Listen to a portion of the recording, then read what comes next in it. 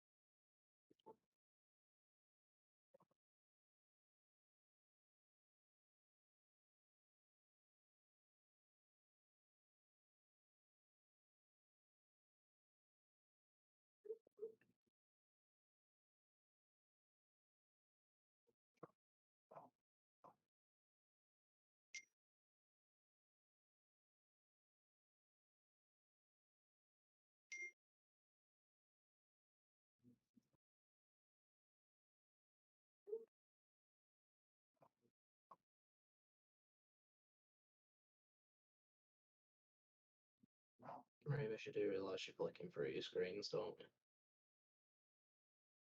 On stream.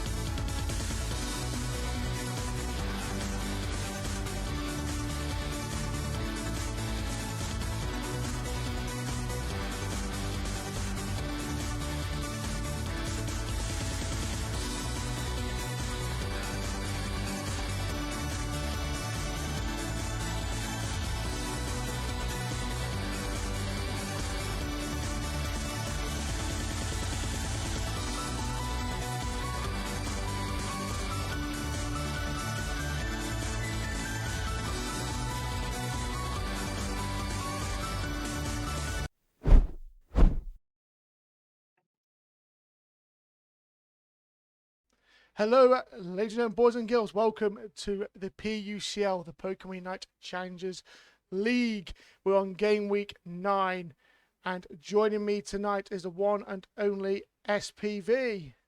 Hello, hello, hello. It's so nice to be back again. Game week 9, obviously we've got this and then one more, and then unfortunately, you're stuck without us for a bit. I know I'm kind of sad about that. We've got it's 2 tonight and next week.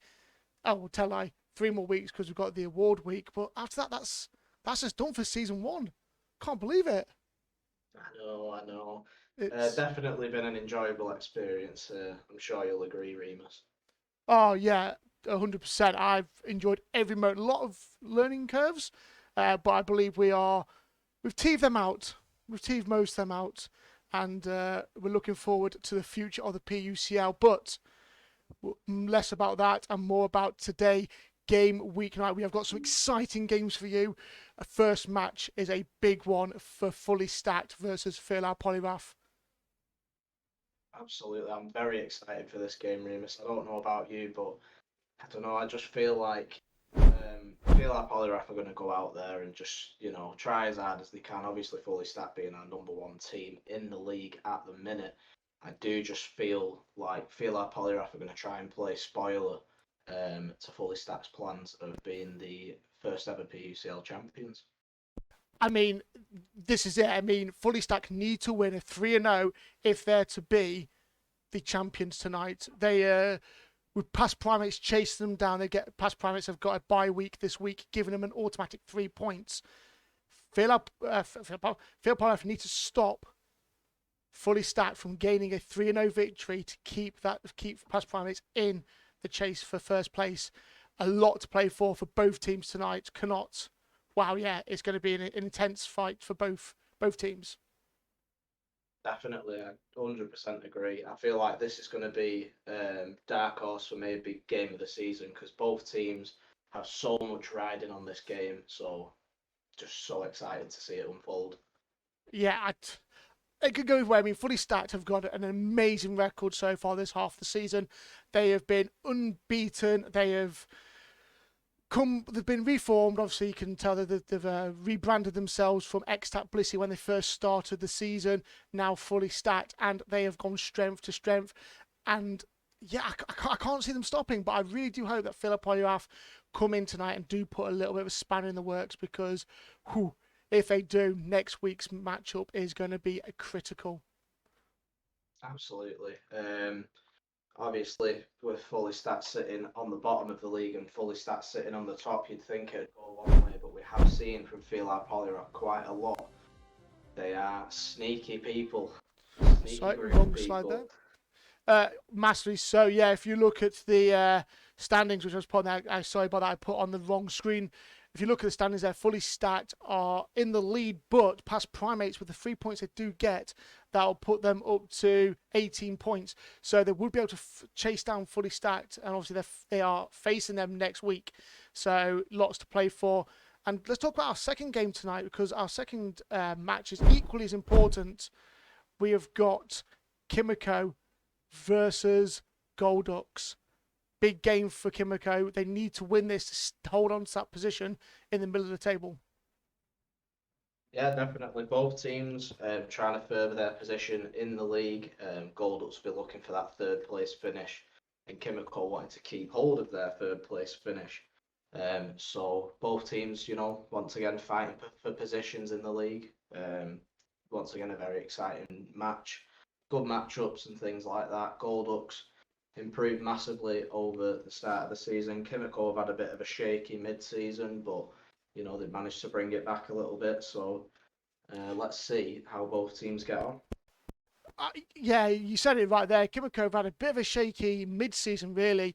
They came in quite strong, and they did have a lot of internal restructuring and people changing around. But I feel now they've got that team, and they can improve on that team, make them strong. And we know it's a strong. Unfortunately, they did drop that game yesterday, last week against Poliwrath. But that's not to say Kimako have improved and are improving. So it'd be interesting to see how Golducks do go up against Kimako for the second time, because Golducks are another team who have impressed me immensely over the last 9 weeks. From every week they've gained strength to strength, and they've learned from their mistakes, and they start to gel and become a better team. And we've seen it from, if you look at game week 1 all the way to they are now, they're a better team. Absolutely. I mean, just the levels that they've managed to come through. Obviously, we keep mentioning Golducks and Poliwrath in kind of the same sentence in terms of skill level, but Golducks managed to 3-0. Poliwrath in their last meeting. Yes, they did. Not the last meeting, the one before. But yeah, they just improved massively, and this is what the league's all about at the end of the day. Just have a bit of fun, improve as players, and provide content for you guys in the chat. Yeah, and that is it. We hope over the last 9 weeks you all who've been watching have enjoyed the league so far. We hope that we provided the entertainment, and the teams have hopefully, provided those games that we love watching them. I'm sure you do, and not only for us watching and commentating the games, but for everyone watching it. I can imagine it's just immense to see teams playing at a competitive level in this setting. Absolutely agree with you there, mate. And rounding that up, my friend, I think we are ready for our first game of tonight, which is Fully Stacked versus Poliwrath. Absolutely. Should we get right into it, Mr. Ream? I think we should, SPV. Shall we crack on? Let's go. Okay, here we go, ladies and gents. The first game of the night. Looking forward to show to you. So, bans for tonight, what do you reckon we'll see? I personally think we're going to see maybe a Hooper ban right off the bat, because we know Nap is very, very competent with that Hooper. Urshifu, always a good shout as well. Zacian obviously being unbanned, as well as Lapras. There's a lot of early picks that could be made. There's the Hooper and there's the Slowbro. Hooper's a very good pick, because we know that especially Nap can play an immense Hooper invade, and I think they just want to stop that right off the bat. And I think they just want to take Fish Dog's Slowbro away, because we know Fish Dog is an amazing Slowbro player. Absolutely, definitely one of the best Slowbro players I personally have played with. Just Agreed. Very, very competent on it. Severin picking up the Lapras, which I don't know whether he'll be using it, since he does like to use his attackers, but I believe this is the first Definitely time. a great early pickup. This is the first time Lapras has actually been seen, I believe, isn't it? It wasn't last week they didn't come in. I think this is the first time Lapras. Yeah, this is the first week. Yeah. And over on Poliwrath, you can see they are bringing the Urshifu and they are bringing the Comfy mix. Deadly combination there. Very deadly. Definitely. The Comfy's a great pickup at the minute just because of its great healing properties and basically making everything invincible. So definitely a good shout there from Thieves picking that up early. Yeah, but in response there, over on Fully Stacked, Shari King is bringing the Zacian to the party. Deadly. We know Zacian is a overly powered mon at the moment, even still after the little mini nerf it had. Absolutely. Sliggoo sticking faithful to the Aegislash and Tally picking up that all-important Espeon at the minute with that Slick Spoon. It's just, whew, as an Espeon lover, it's doing things to me. Oh, you do love an Espeon, I've got to say. You do. And over on the Fully Stacked, we've got Chloride picking up the Snorlax with the XP share. Interesting. That'll be vital for if it goes down with the Sylveon. Absolutely, Loxy actually grabbing the Lapras there, which is very interesting because we don't tend to see Loxy on more defensive Pokemon. Cherry King on that Sylveon, and it's nice to see Severin on that Zacian. He's going to be causing all kinds of issues with that Zacian. Sam's sitting on the Urshifu, very much looking forward to that. Very surprised that he's not gone for a defender. Obviously, currently being sat in third most healed in the league. So, yeah, very interesting. A couple of people mixing it up. It's nice to see. It's nice to see Fishstop bringing the Trev in. Trev's still a very high-level mon, very powerful still in the right setting. So that's going to be interesting. Both teams picking a very well-rounded team comps. So it'll be interesting to see how we go into this. Over on to Velas, Fully Stacked. We have got Seven playing the Zacian, Mr. Nap playing Eldegoss, and Charlie King playing Sylveon, Chloride TV playing Snorlax, and Loxy the Captain playing Lapras. Over on the field, our Poliwrath side, we have Sam on the Urshifu, Thebes on the Comfy, Slig on that Aegislash, Tally on the Espeon, and Fish on the Trevenant. Whew. Can't wait. It's going to be an interesting matchup to start with. Looking forward to it. Absolutely, this is going to be a hell of a game, I feel like, as we head into it. So as the teams run out to their lanes, Remus, how are we feeling about this game? How do we feel we're going to see the teams settle into their lanes early? I don't know, it's going to be interesting because it's interesting to see Loxy play a defender Pokemon, so that's going to be really interesting to see how we see him play that, especially a Lapras in this composition, because it is going up top with the Eldegoss, so it'll be interesting to see how they pair off together. Yeah, definitely. Nice early push here from Sam on the Urshifu. He's playing Urshifu lane, which is very interesting. You do tend to see it in jungle because it is quite weak. We have got Chloride sat in the jungle, and it looks like he's going for a jungle invade with a Snorlax. Snorlax hitting that red buff, but Sliggoo has noticed it and has come to push him away. That was a very interesting invade there, and Mr. Nat with the Eldegoss has come to help Snorlax. And the Severin with the Zacian has come in as well. This could be an interesting invade here. Oh, definitely. They've managed to rip the buffs and they've taken out Slig and they've taken out Sam on the Urshifu as well. Phoebe's sitting in jungle. That's the Comfy looking for someone to attach to. And everyone goes back to the lanes. Very, very good push. Amazing push. There. Down on the bottom lane, Fishdog doing things with Trevenant. He's able to get his stacks in, doing some nice work there. The jungle has come down to help as they were missing the Espeon, but nothing really coming from that. Up on the middle lane, though, it looks like we have got the Urshifu fights off against the Eldegoss and the Lapras. Comfy attached to him. Zacian comes in, jumps in, takes out them both, and wow, what a play there by Fully Stacked. Yeah, incredible from Severin there. Obviously, with Fully Stacked, they are quite a relentless team. They will not stop pushing until they have got what they want. Nice bit of defence from Fish there. Manages to get heals. He's currently trying to push Chloride away. Gets the throws and the stuns. He's trying to run away, being chased down. Cherry King. Just very low Fish there and gets taken out. That was unlucky. I thought he was going to escape there. We just missed the middle burst takeover. But again, Urshifu's getting destroyed by the Zacian. Zacian doing some work.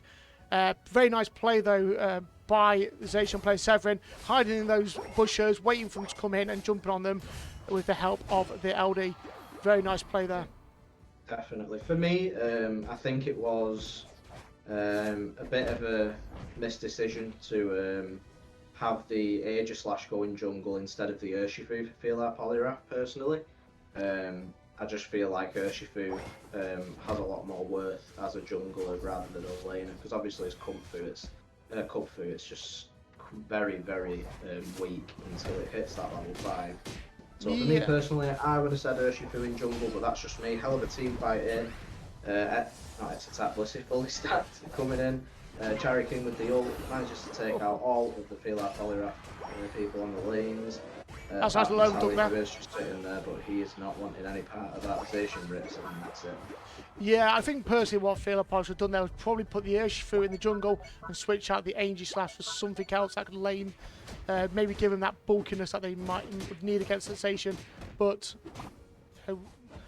you see, hindsight's a great thing, and they are fully stacked, actually demolishing that bottom objective, and up on the top, Lapras securing the top objective. Both objectives too fully stacked. Absolutely brilliant push there from fully stacked on both lanes. Lapras managing to solo secure that Regieleki, which looks like it is going to walk in, but I don't think they are going to pursue that. Still a bit of, well, not a team fight, but a bit of a fight going on bottom. Tally's just there on his own. Tally goes down. The rest of the team are. Although Comfy's on Urshifu at the minute, he's just managing to get that. Unfortunately, the rest of the team went down. Yeah, I feel like Poliwrath just farming up at the minute. Oh, yeah. Probably the smartest decision they And can make. Sligo goes down. Loxy and Severin not holding any prisoners. They're literally going into that jungle, taking it all out, and just bullying anyone who comes to them. Urshifu and the Comfy try to take them on, but it's not going to happen, unfortunately. There's not much they can do about that station and that first combo. They managed to break the goal. Just one external goal left for Feel Like Poliwrath.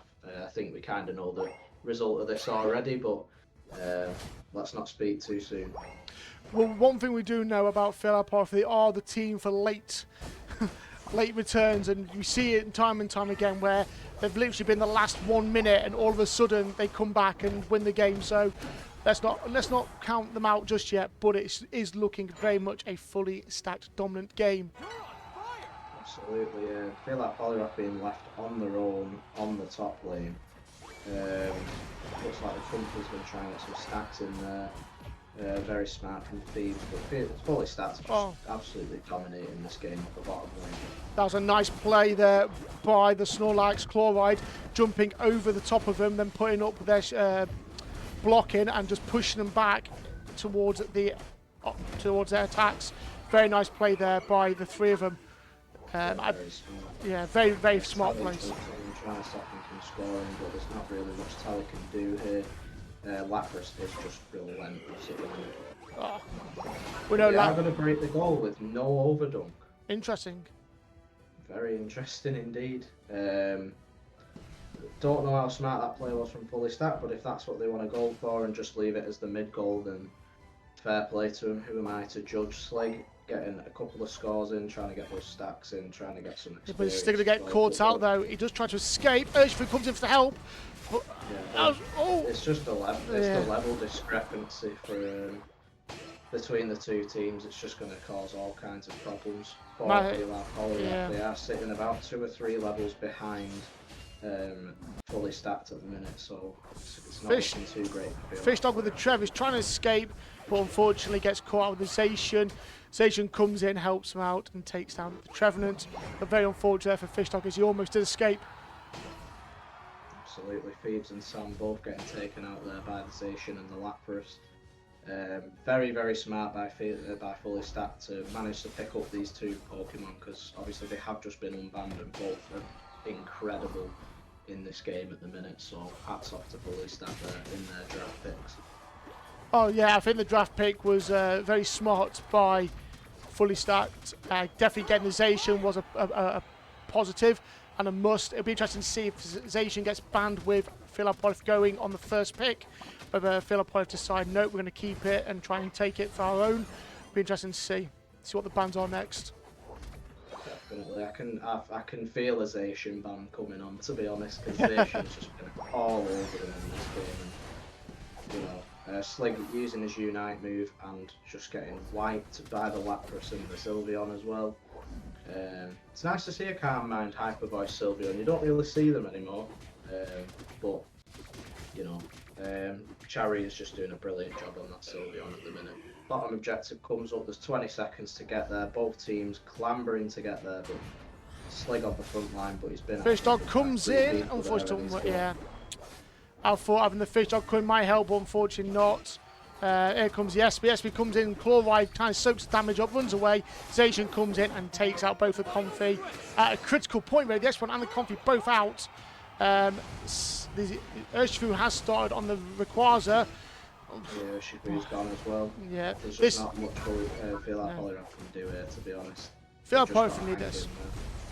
Feel like Poliwrath need this. If they can get, as I say, if they can get a quick cheeky steal, maybe, just maybe they can do, but the damage output, they chase them down. Severin and Chloride just chase them down, not allowing them anywhere near that Rayquaza. Rayquaza is taken by fully stacked, and that is the game, I'm afraid. Yeah, fully stacked just smashing their goals in now. They'll be going maybe for the 1K game, which on their first game as fully stacked we did see. They got, I think, 2 in a row, and they were very close to getting a third as well. Oh! So incredible from fully stacked. That hyper voice. Can't knock them at all. No. We fully stacked, you know, they're number one, they're the top of the leaderboard, and this is exactly why they're at the top of the leaderboard. They're very much in unison together. They know how each other play, so it's to expected that they're gonna do well. So I think Phil probably have definitely got to get their heads together and figure out what they're going to do to try and get a game off them, because really that's all they need to do to stall them from automatically winning the league, is just get one round off them. Absolutely. If they get the one goal, then technically it is mathematically possible for past primates to come in and get that first position, although the chances will be slim. Very much so. And depending on how high the goal difference is here, it could be, even if they do go one down, fully stacked could win just by goal difference, because they have got some serious goalage going on here, almost 1,000. Yeah, great game there from fully stacked. Absolutely cannot fault them there. They did absolutely everything perfectly. Yeah, they were in the right at the beginning. It was nice to see the Zacian not just being the full-on bully, jumping in and just full front assault. Severin playing them smart, hiding in the bushes, allowing the other members of his team to push the enemy towards him. Him jumping out of the bush, taking off the rest of the damage, and yeah, literally sniping them as we come past. Amazing plays. Absolutely. Shall we get into the stats, Mr. Remus? Well, yes, we should. And look, and we're just talking about Severin with the Zacian there, 19 kills and 15 assists. Amazing, absolutely amazing there. Severin hunting for that number one spot in the leaderboards for most damage. He manages 128,000 damage in this game. Tally second with 110 and Cherry with 109. In terms of damage taken, it looks like Fish was the king of that with 119. And in terms of recovery, it looks like it was Nap as well with 96,000 recovery. Wow. Incredible there, fully stacked. Yeah, amazing. Absolutely amazing. We'd have a quick look at the graph. Literally fully stacked. It was even. They had a bit of a couple of dunks in, and then as soon as they found their stride, it just went up and up and up. And unfortunately for Phil Poliwrath, but hopefully that's a lesson learned to them, and they can come back on this round number 2. Definitely. I do hope they manage to take a game from fully stacked, because it would be nice to see that, because obviously feel like Poliwrath have worked so hard, and considering they're not an actual esports team or do this professionally, they've tried their hardest and they have done quite well, all things considering. Oh yeah, you definitely could not knock Phil Poliwrath. Out of all the teams here, Phil Poliwrath are the most. Let's put it. I say they're not esports teams. They don't play this game for the competitive nature. We've all come from the community. They are a community team. They've come from a community Discord server, and I've said it in the past, and I'll say it again.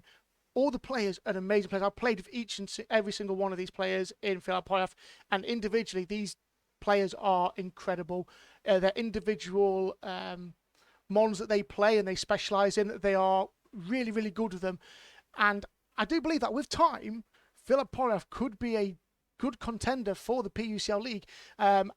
Obviously, we don't know what their future is with the PUCL, because with them being a community league, a community team, they do rely on, obviously, the players, jumping in and wanting to commit that time to train, which has been one of the big difficulties for Poliwrath, is that commitment to train, because, like I said, they're not a professional esports team like you see your Fully Stacked and your Kimakos, even past Primates who are dedicated to the Unite scene. Even Golducks, you look at Golducks, Fully Stacked and Kimako, all them play in the UCS tournaments, and they'll also play in the rival tournaments as well. So you see them playing in other competitive settings where FOP, they don't. Their only competitive setting they play in is the in-game ranked system and also the PUCL. So you definitely cannot knock them at all, because they are doing amazing well for what they have got. Absolutely. I think we're ready for game number 2, Mr. Remus. Are you ready? You know what? I'm ready. Let's get round number 2 on. This is a critical part of the game now. Poliwrath need to pull something out of the bag. They need to halt Fully Stacked in their path. But let's see. Absolutely. As we head into the ban phase, surely there's got to be a Zacian or a Lapras ban here. Well, see, playing it smart, if I was going to play it smart, I wouldn't. If I was Poliwrath, I wouldn't put the ban in. Purely because we get to pick first. Get the Zacian. Are Fully Stacked going to ban Zacian? Because they might think, actually, no, they're going to ban it. So they could miss. They could get a trick here. They could get one over them and get that Zacian, which is, I think, could be critical to his victory here. Yeah, definitely. Could be done. Yeah, there's Zacian ban, and the Delphox gets banned as well. This is the thing. Poliwrath missed a trick here. They shouldn't have banned the Zacian. Should have saved that for game number 3. They have the home advantage right now. They could have picked that Zacian and got that dog. I mean, they might not want it. Maybe none of them are competent enough to play it effectively enough. But I do feel they've missed a trick here. Yeah, it could be said, to be honest, but who knows? Maybe they don't feel comfortable playing Zacian. Lapras again. See, with it. I don't know. Which one would you have gone for, the Zacian ban or the Lapras ban, or would you have gone for the Lapras ban and pick the Zacian, then go for the Zacian ban on game 3? To be honest, I wouldn't really want to play either of them. It depends entirely on how the team's going to work around it, but it's just one of those things. If they don't want it, then they don't want it. Yeah, 100%. I mean, at the end of the day, it's all down to their own team. If they've got a play style and they don't want to have either one of them, that's fair enough. But it does look like we've got a bit of a change here. Slig has dropped his Aegislash and gone for the Mew, which is interesting. And Loxy switched up completely here and gone for the Cypher or Sizer. Interesting there. Yeah, Beam's picking up that Gardevoir, Slig with the Mew as well. Yeah, Chloride making a pretty good decision there, picking up that Espeon, and Fish takes the Snorlax. Very nice. 2 defense, I think that's going to be key. I think having that tankiness is going to help Poliwrath immensely, but we will see. We'll see what happens. Are there going to be any swaps? Severin hold on to that Lapras. No, I'll put my teeth back in. Lapras gets swapped onto Loxy, and Severin has took the Cypher. Yeah, it looks like Tally is going to take the Urshifu and Sam is going to take that Trevenant. Very smart. Very smart. We do like Sam on the Trevenant. Yeah. Be interesting to see how the Snorlax gets played in this. Another Mon which isn't used very much in the PUCL. Mew, a very good pick. We saw the Mew last played, I believe it was with past Primates when they played with the Venusaur combo and the 2 Solar Beam attack. I'm going to go back to it because I think for me that's my favourite play by far. The double Solar Beam attack was impressive by past Primates. So here we go, round 2 for Poliwrath versus Fully Stacked. For Poliwrath, we have got Samuel playing Trevenant, Tally playing Urshifu, Sliggoo playing Mew, Fees playing Gardevoir, and Fishdog playing Snorlax. And over on the Fully Stacked side, we see Severin on the Scizor, we see Chariot on the Espie, Loxy on the Lapras again, Chloride on the Comfy, and Nap on the Greedent. Yeah, knowing how Nap plays, I 100% guarantee we already know what's happening. What's going to happen. So the first thing I'm going to be doing is I'm going to be focusing on what Nap does the first half of this game. Pretty much. So here we go, maybe taking some advice off Tommy, the old OVD captain, who obviously Nap used to play with. Let's see what we have to deal with here. Oh, there is a We've had pause. a pause. I think we've had a disconnect. Oh, I tell you what, it's not a PUCL night without a disconnect or two. Absolutely, it looks like it is on Feel Like Poliwrath's side. Oh, interesting. Highly sure. Oh, hello, Daryl. What is the lowdown? We have had a little crash on the side of Feel Like Poliwrath. How did I guess? Nope. Okay. It's just going to be on pause. Don't need to rethink or anything. Okay, brilliant. No worries. Thank you very much. Say hello to everyone, Daryl. Hi, guys. Love you, bye. See you later. While we're on the pause, that was Daryl, one of our backroom staff, and we just want to say thank you to our backroom admins because they do all the heavy lifting while me and SPV give you the commentary. So a big thank you to Daryl, Dolly and Lupus who work tirelessly behind the scenes. Yeah, definitely. They all do a brilliant job. Let's see some love for him in the chat. Come on. Pop your love arts out for him. We love the background admin team. They do such an incredible job of managing our teams and making sure everything runs as smooth as it can on game day. Yeah, that's one thing that doing these leagues has been a big noticeable difference. Where without the admin team, we wouldn't be as running as smooth as what we do, and we know that from game week one. I'm sure when we do the awards week or even when we talk about it in our podcast, I'm sure we'll revise how we first started off because they were some fun times.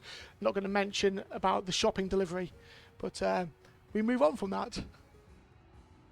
Yeah, we'll not talk about that. We nearly had a near miss with me and my bloody shopping today. Yeah, that would have been interesting. At least I would have been 1-for-1 with you. But it's going to be interesting. I'm looking forward to this fully stacked team coming out. Looking forward to seeing this Greedent play. I'm a big lover of the Cypher. It'd be interesting to see if they go Cypher or Sizer.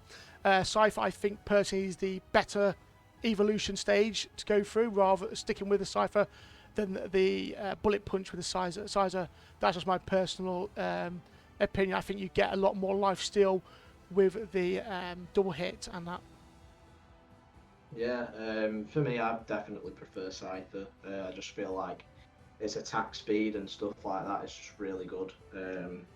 Definitely over Scizor. Scissor's not in a great spot at the minute. But, oh, we're heading back into the game. Let's go. And here we go. The pause has been unpaused, and we're going to see Mr. Nap. Mr. Nap doing what we thought he would do. He's jumped on the jump pad, jumping into there. Now let's see how Feel Like Poliwrath actually responds to this.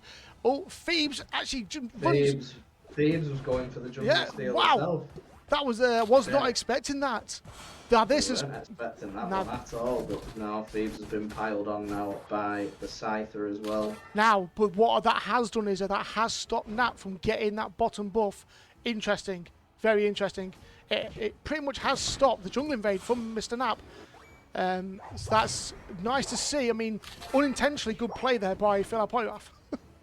Yeah, looks like Fish was kind of being Tally's bodyguard as well while he was getting his jungle. Obviously, he's not managed to get the Urshifu, but I'm sure he's very okay, up on the top lane, the Cypher jungler has come up top, and they have gone for the Sizer. They've gone for, I believe they'll be going for the Bullet Punch, so that's an interesting one. I didn't think they'll go for that. You looks like you've got Loxy, the Lapras, being paired up with the Config. Mew with the Solar Beam there, nicely done.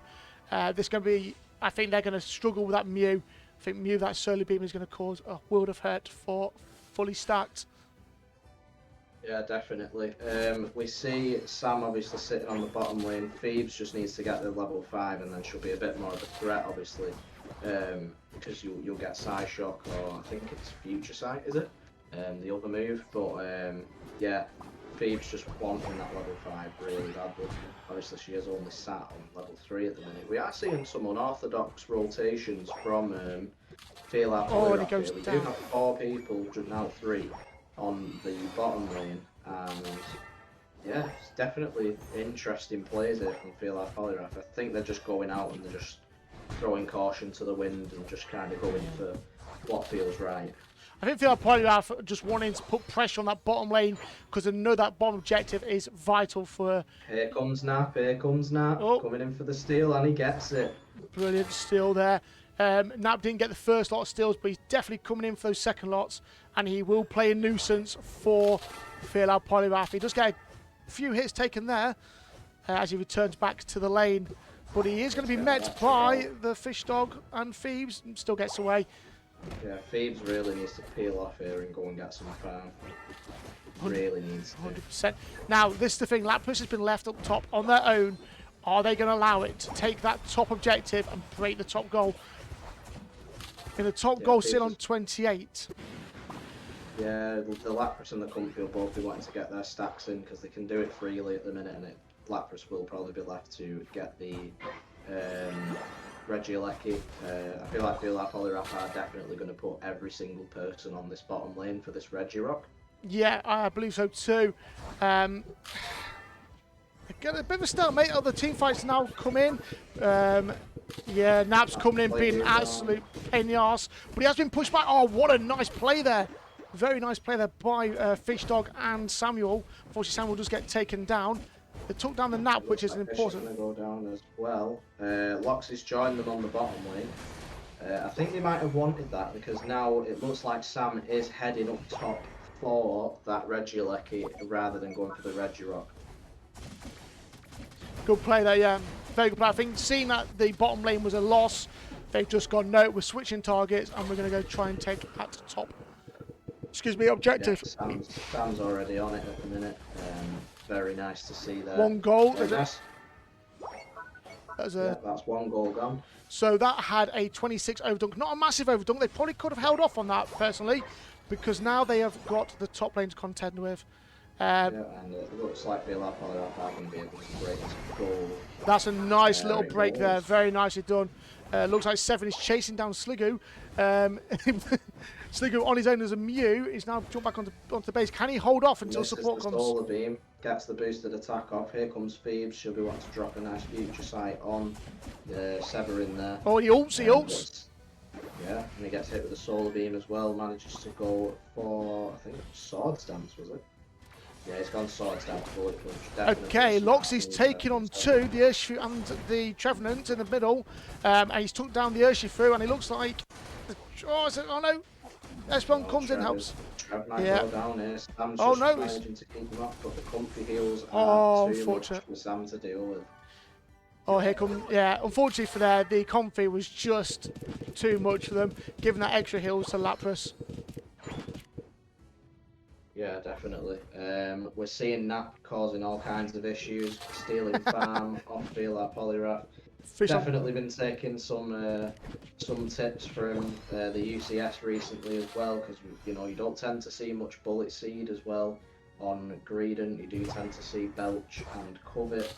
But, I mean, if it's working, it's working. Brilliant job. And it looks like that Nap and Loxy are both just destroying that jungle on the opposite team, leaving no farm for them at all.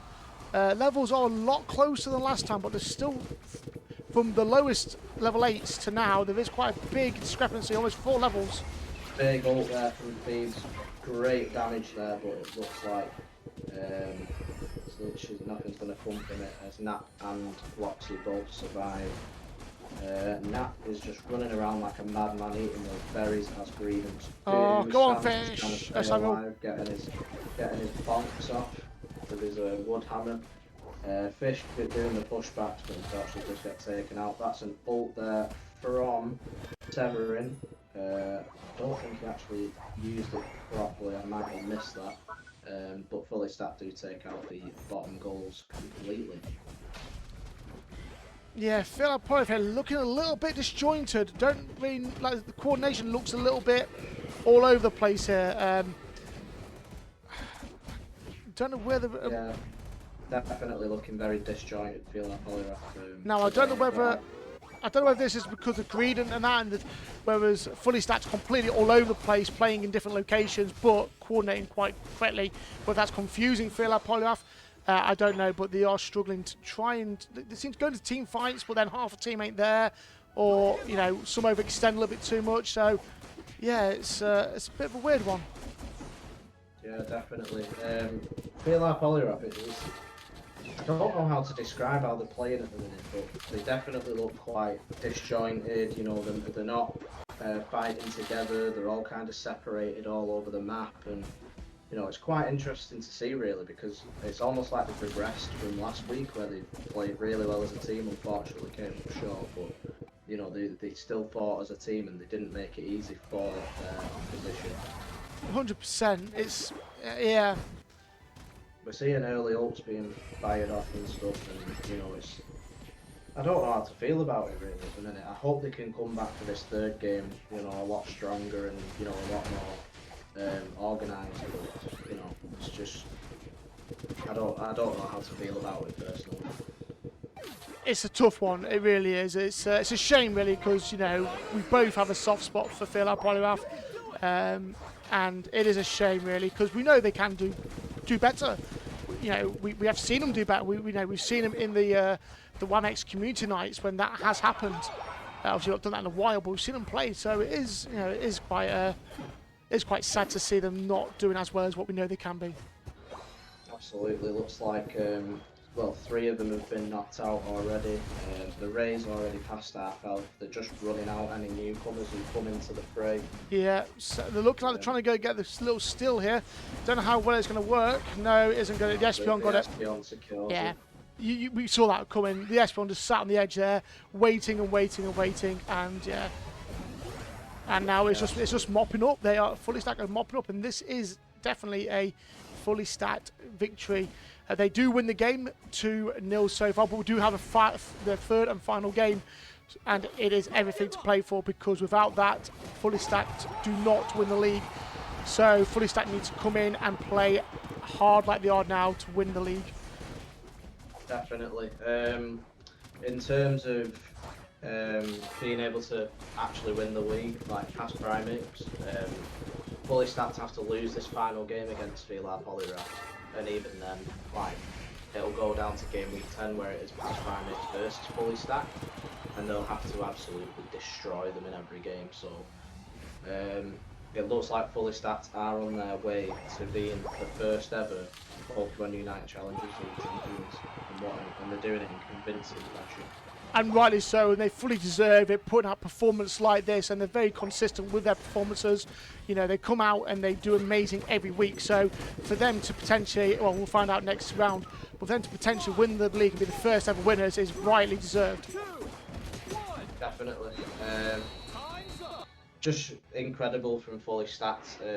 It's a bit of a shame to feel like Poliwrath being as disjointed when we know how good they can be, but hopefully they'll come back better and stronger in this third game. Yeah, hope so. I really do hope so too. Yeah, what can I say?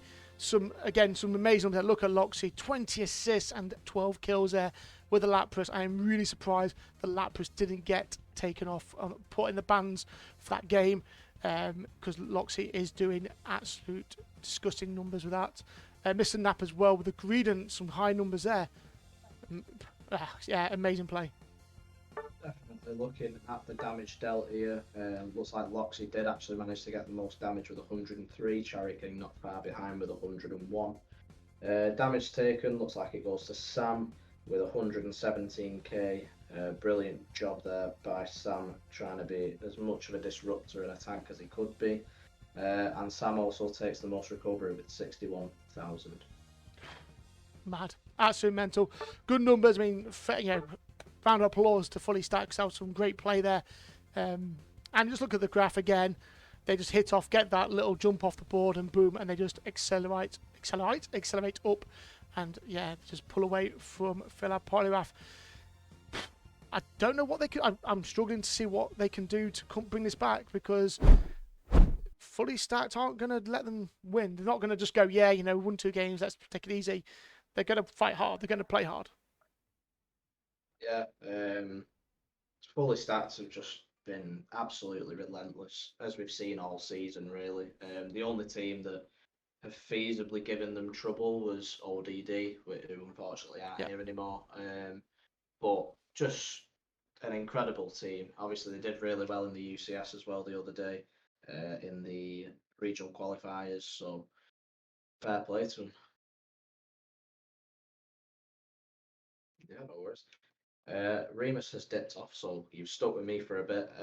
Yeah, so we're just waiting for the players to come in. Looks like we are going to see a substitution from fully stacked. We are going to see Red Variant come in to have his PUCL introduction. Just waiting for Nap to actually move out of admin and, you know, go and play.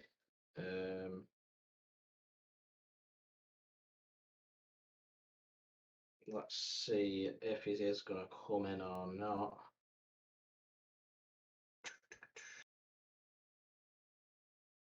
I hope Nap isn't wanting to sit in admin because he's not allowed to. Just bear with me, guys.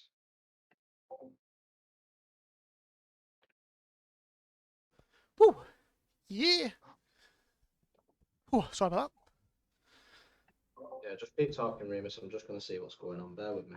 that. Yeah, no drama. Sorry about that, ladies and gents. I had to quickly disappear for 2 seconds, but I don't know what SPV was talking about. But what a game! Fully stacked, coming out, not taking any prisoners, and shown us really why they are number one and why they're top place. I can imagine past primates who are watching now are screaming at the screens because they really do want fully stacked to fail at this final hurdle because they are so close. Past primates are so close to claiming that first place for the PUCL, but what can we say? They will be able to gain vengeance even if past primates do lose.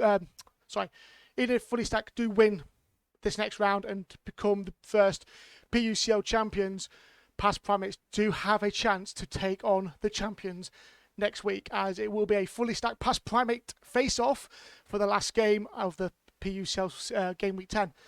Just reading through the comments here, let's see what we've got going on. So, just people talk about the game. Yeah, it was one of them. Unfortunately, I think with Phil Poliwrath, you just got to understand. Like I said, they're not an esports team, so sometimes they could probably let the red mist get to them a little bit. But I'll probably say that's probably the worst we've seen FOT play by far in the whole league. I have to agree with that. It wasn't great to watch, to be honest. But who knows? Let's see if they can come back a bit stronger and deny fully stacked from getting the title today.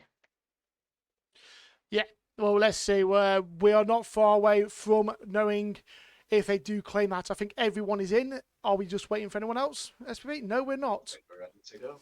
We are ready to go. Here we go, the last game of this match. So it'd be interesting to see what the ban's on. I think a Lapras ban would be the smartest thing to do. It would be.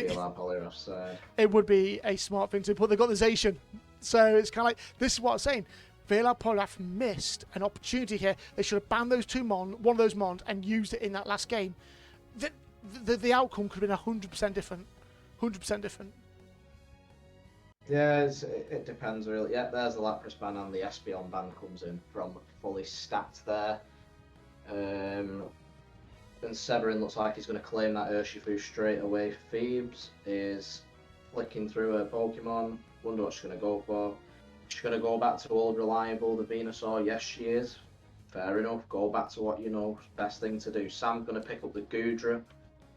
We do like to see some Goodra plays. Definitely got that bulk that feel like Poliwrath were kind of missing. Even though they had Trevenant, obviously they've been ripped by the Zacian and stuff. So Trevenant did really well. I thought Trevenant actually did not too bad. Was able to keep the self-sustain going, but unfortunately didn't have that support there and was just getting absolutely pounced on by the Lapras and the Comfy combo, and the Greedent then coming in as well, which didn't help. Yeah, it definitely didn't help. Tally picks up his Buzzwole, and I know Tally likes his Buzzwole, definitely likes to play it. Slade picks up the Eldegoss, very smart as well. Nice to have those Cotton Guards on your team just for a bit of extra sustain. Chloride picks up the Pikachu. I know Chloride's played Pikachu a few times. Interesting. And Fish picks up the A9. Nice. Fair enough. We know Loxley loves a bit of Lucario, so it's going to be interesting. The Urshifu and the Lucario, both deadly mons when in the right hands.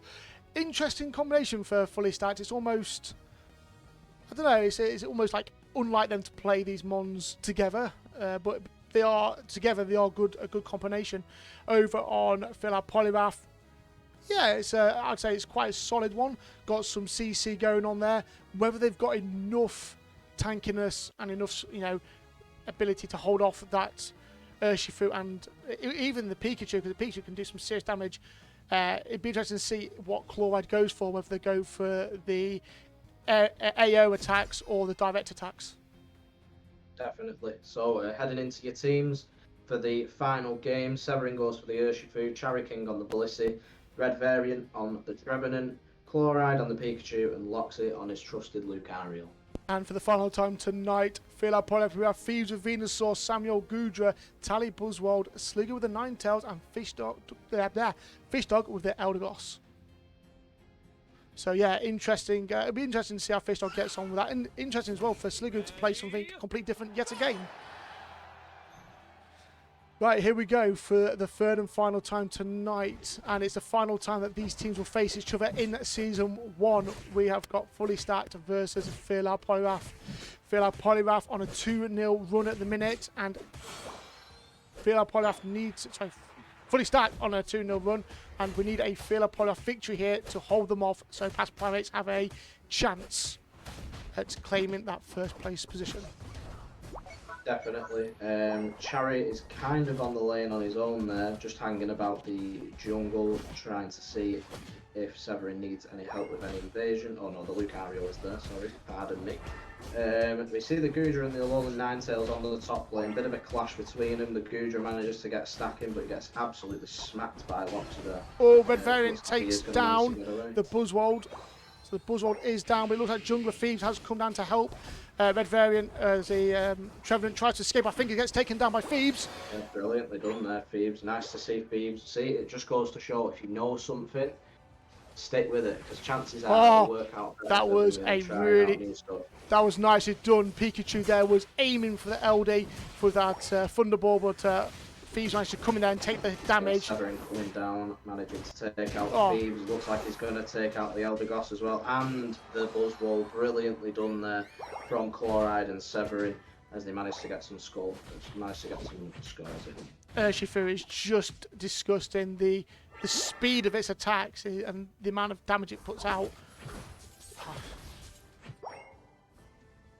Yeah, it's one of those mons where, I mean, we played it in ranked against a few times, and you can pretty much say when you've got one of them on the opposition, or even on your team, it's you guaranteed some decent kills. Definitely. Oh, middle birds are coming up. Just trying to cause some issues, but mid birds are up. Seven's on his own. Seven gets taken down. Seven gets taken out by the Gudra there, Sam. Looks like Poliwrath actually managing to take the majority of the mid birds. That was massive. They needed that. I mean, Poliwrath are doing really, they've had a really strong start here in this game. It's nice to see him kind of come back. They've got a nice presence on bottom lane for this bottom red gym. Textbook start from Poliwrath here. Red Variant goes down yet again. But it looks like Poliwrath have had a bit of a wiggle of their heads and start to play more as a team. Nice to see. Very, very nice to see. Definitely, but is it too late? That is the question. And that bottom goal goes, and it's... Oh, look at the team fight here. Poliwrath have don't know what they've done. They've had a bit of a wake-up call by looks of it, and they're working together as a team very nicely. They must have done. I think the coffee might have kicked in here because they are, they've smelt the coffee. They've woken up a bit. They've decided, you know what? Actually, no. Let's fight as hard as we can. Try and get this win and take a point from looks like Fully Stacked did not want to go into that team fight. Just let them have it. And while Loxley up top there is going to start the... No, he's not starting yet, but it looks like he was waiting for his team to come. But the team's engaged in a fight at the bottom, and Fully Stacked... Brilliant here from Tally, just picking up the players and dragging them over. Down. That's a big one. Just Oh, dragging them back brilliant. over to dragging them over to the other Poliwrath players. Tally is getting quite low. Looks like he is going to go down. Tally needs to retreat. That was a nice play there, taking a hit there. Oh, Lucario, there you go. Lox comes down, ults him, takes down Tally. Wow. Incredible there from Loxy. Looks like he's going to take Slig out as well. Slig goes down. Loxy's going to be hunting for that quad kill, but Sam manages to get to his goal just in time. And he's going to be sitting on point, trying to stop people from scoring. Yeah, looks like Fully Stacked are going to break this goal here. Nice early start from Fully Stacked as well. It's anyone's game. Oh, Tally gonna, yeah, it's gonna be interesting. It's definitely a lot more even. I mean, I wish this was the Fully Stacked we saw. Yeah, I wish this who we see now came out game 1 and game 2, because how they are playing now is the Feel-Out Poliwrath we know and love. They, yeah. Ah. Yeah, they've thrown caution to the wind. They've just thought, do you know what? Let's absolutely go for it. Sheridan with a nice steal there from Red Variant as he manages to take out Thieves and Tally at the same time. Very nicely played. And they'll just want to sit on point here, feel like Poliwrath. They won't want to let this walk in, although it looks like it is going to. Yeah, it's going to walk in, and that goal is broken. Probably the smartest thing to do there from the top, to be honest, just to let it walk in. Obviously, they didn't go down without a fight, but unfortunately for them, it does go in and break the goal. But wasn't that much of an overdone. I think it was about 17, so could be a blessing in disguise. Loxy, who's managing to score a 48 in the top goal. Very nice there from Loxy. Very nicely done. Now the bottom objective is up, and Feel-Out Poliwrath are coming down in force, but I don't know if it's going to be enough. Tally goes and pushes them away, and as the Thieves and Gudra and Sligo, yeah, they take it. Nice play. Nice play. To get the Registeel puts them at a very good advantage here for the team fight. But Thieves and Slig do walk away from the team fight, which is a very interesting decision to make there. I think it looks like Slig manages to. Oh no. I think they did actually manage to team wipe them there, Fully Stacked, which is brilliant for them. Yeah, that was a really good team fight there by Fully Stacked. I don't know what happened there, whether there's miscommunication, whether they just wanted to like go back to lanes. But yeah, unfortunately, Feel-Out Poliwrath did feel the full force of Fully Stacked there. The game's still quite close. There's only 200 odd points, just over 200 points in it. So it's still anyone's game. I wouldn't want to count Feel-Out Poliwrath out just yet. Yeah, they're still trying their hardest, but this is where we start to see the jungle invades from Fully Stacked, try to overwhelm the other teams, and they do it so efficiently. Oh, what a kill there by the Pikachu. That was a nice little thunderball there, but... Thieves takes down Severin, very nice. Tally here comes Red Variant, coming in the back. But Sligo's there, yeah, Sligo's there. It'd be interesting to see how this goes to the Blissey, healing. Tally's doing some work with that Buzzwold. Yeah, Tally's been a great acquisition by Feel-Out Poliwrath, I feel. You know, he's put in work since the first time he's played, really. And, you know, he always pulls numbers and tries his hardest for the team, which is, you know, all you can ask for, really. The Regieleki is going to walk in, but Feel-Out Poliwrath are still on the push. It's walked in, but it looks like Fully Stacked, who could have used, they've got 50 up there with the Lucario. They're not pushed on it. They've got what they're going to do. They're going to get it in. Now they're going to come and assist Tally and Red Variant. Red Variant and Tally been fighting at least for about 40 seconds there. Really good fight. Unfortunately, Lucario does come in and interrupt the fight and say no. Severin does drop the 6 in. Are they going to break this goal? Yes, they are. Not by much. Not by much, but it's still a goal break, and it does give them a bit of an advantage for any Regieleki fights that come up. Unfortunately, it is a bit too late for a Regieleki to come up, as Registeel's on the bottom, completely uncontested. Fully Stacked are on it. Here comes Tally, trying to cause a bit of mayhem. Thebes is there as well. She's going to run in, try and steal too late. Unfortunately, it gets secured by Cherry King. That was unlucky. In retreat, she drops the ult, trying to team fight. Thebes goes down. Tally drops the ult as well, but it looks like he's going to go down here. He does. That's 4 Feel-Out Poliwrath players out within 10 seconds of the Ray fight, and Sligo is the only one there. And he can only watch on as the Ray starts to be attacked. And the Rayquazas are now down to half health. No, there's no Feel-Out Poliwrath there to try and steal it. And I believe this is game and match as Fully Stacked take a 3-0 and that would mean they are the first ever champions of the Pokemon Unite Challengers League. Absolutely, very well deserved. You've seen them put the work in. Let's watch the last minute and 15 seconds of this game, and we'll get into all the theatrics, etc. Oh yes, indeed we will. I mean, now for past Primates who are watching this, I feel good for them because this game had everything right. Everything was riding from on this game, and unfortunately, you know, it hasn't gone their way. You know, fully stacked, you know, an amazing team. We can't take it away from fully stacked. You know, fully stacked are 100% an amazing team, and you've got to give it to Poliwrath for putting up such a good fight. This final game that they played against them has been superb compared to the first two. So you've got to kind of take your hat off and go, you know what, fair play for that point. If you've gone up against a really tough opponent, yeah, you know, first game wasn't bad, it wasn't great. Second game you completely lost it, but this game you come back and actually you've done not too bad. You know, there's some decision making which weren't great, but you've done a lot, you know, compared to the second game, 1,000 times better. They're trying to take Severin out, stopping it from getting to a 1k game, but Severin does dunk it in, and it is going to reach over 1,000 points scored for fully stacked. Even if Poliwrath won, obviously they wouldn't have won with this scoreline, but with the goals that fully stacked have scored in the first two games as well, that would have made it mathematically impossible for past Primates to win. So therefore, fully stacked are your first ever Pokemon Unite Challengers League champions. Congratulations to the team, very well done. I'm sure they'll be very happy about this win. And next week we will grab Fully Stacked's captain in and we will be having a chat with them. But just before we carry on and talk about it, let's look at the stats. A much better stat line from Poliwrath. Not, you know, it's not a winning stat line, but again, it's an improvement, and that's what we like to see. Severin there with the 16 kills and Loxy with the 15 kills, which is to be expected from both them, especially using the Urshifu and the Lucario.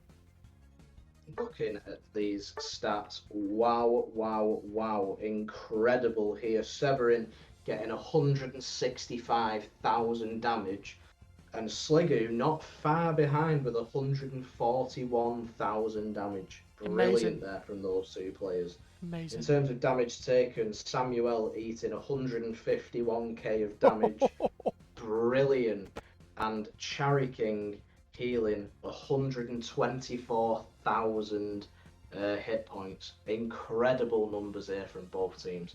That's what I'm saying. If you compare these stats from the first two games, Poliwrath coming back and showing us what they can actually do. And, you know, take your hat off to them because they did well, considering who they're up against. Absolutely. Incredible from Poliwrath. Obviously, the first two games didn't go how we thought they would. But hats off to them. They fought in that third and final game. They fought probably one of the best games they've played. Just incredible. Very well done to both teams. Yeah. And all it rides on now is next week when past Primates do face off against Fully Stacked, it is going to be a revenge fight. It's going to be past Primates fighting off against the champions of the PUCL in a grudge match. A fight to see, you know, really bragging rights, really, because if past Primates can beat them, then the next season could be interesting against these two. But before we do say that, we do need to say congratulations to the champions of the PUCL.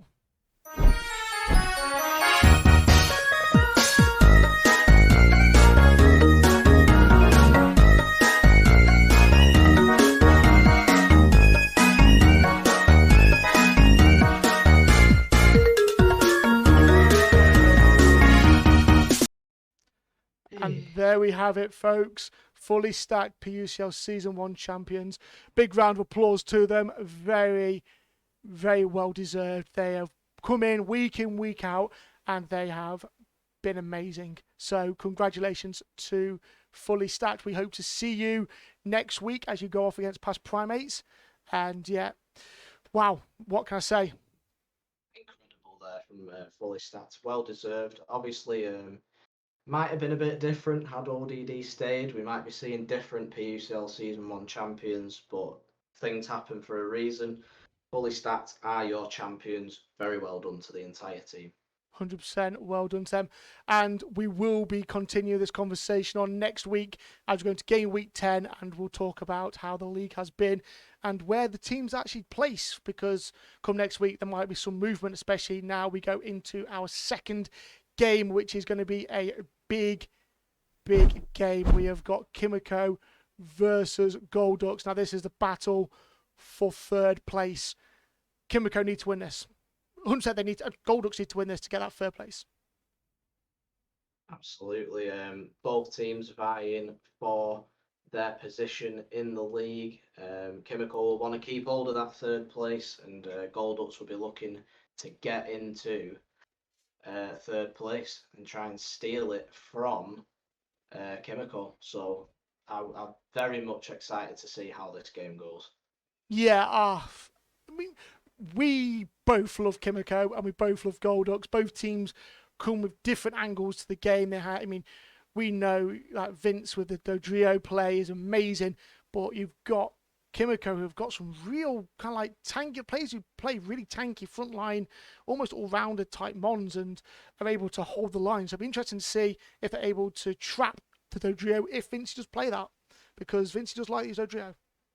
Oh, he does. We've seen it quite a lot from Vince. He does love that Dodrio. He does a brilliant job on it. It's nice to see Vincey back as well. He didn't play last week, and obviously Golducks had their break as well. So it's very nice to see Vince back. Yeah, Vince missed last week, didn't he? Yes, he did. Yes, he did. He did. Yeah, so it'll be nice to see him back into this week. Just looking at the chat now while we wait for the next game to the lobby to fill up.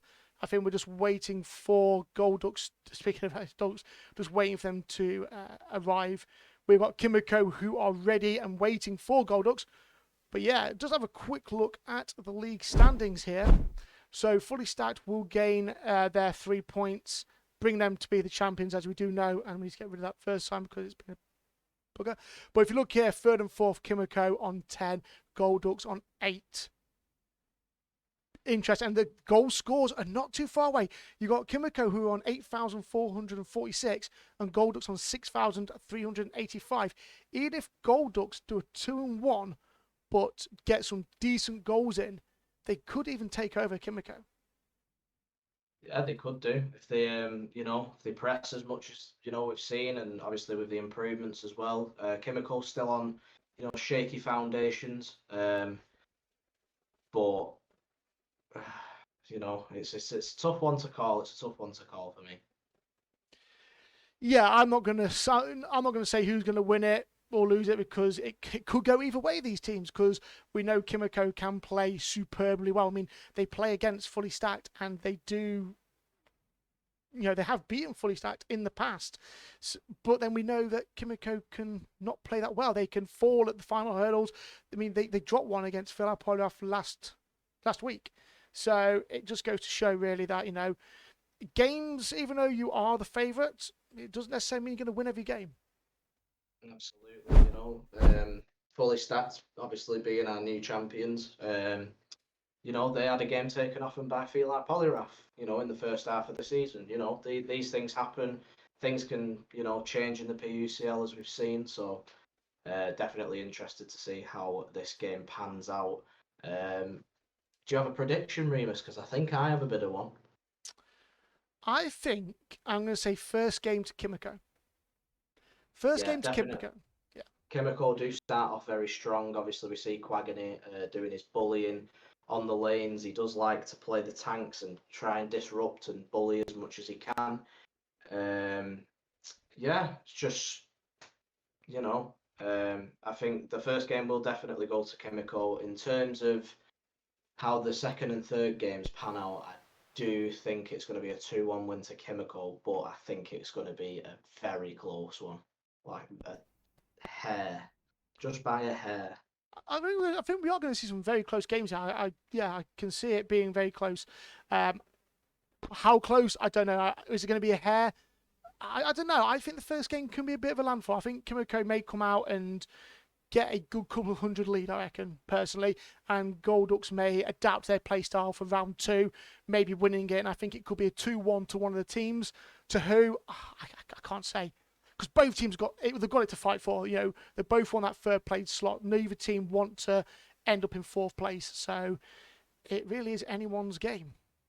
Absolutely. Let's get into it, shall we, Remus? We shall indeed. Let's go. This is for the last game for Game Week 9. It is Kimako versus Golducks, round 1. Absolutely. This is also Kimako's last game because they have the bye week in week 10. So this is the last time we're going to be seeing Kimako in Season 1. It's been a pleasure to call their games. They've been incredible from start to finish. Just a very nice team to deal with as well. I'm sure you'll agree, Remus. 100%. The team Kimako, like work with Iron and all the members of Kimako, have been a pleasure. And there we go. The Hooper ban comes in first again, and a very smart ban by Kimako on the Dodrio. Very smart. But yeah, going back to what you're saying, I am going to miss seeing Kimako. Hopefully, we do see them return as we do prep for Season 2, which we will talk about next week.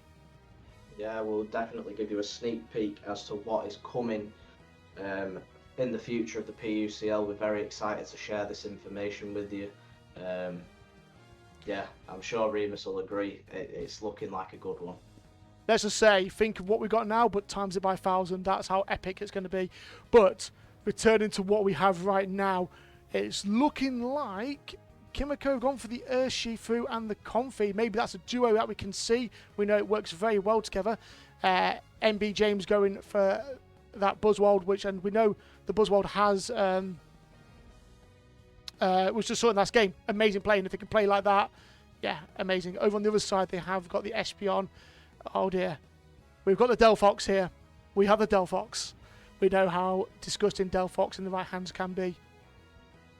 Yeah, exactly. Delphox at the minute still like firing out that damage, doing brilliant. Tash on the Zoroark as well at the minute. Oh no, Brett's got the Zoroark at the minute. Fair play. Zoroark doing incredible at the minute. Yeah, it's about to say Zoroark is doing really well, but I am questioning. I was questioning there because Brett didn't have all the held items on there. They only had 2 held items. But looks like Vinci is taking that.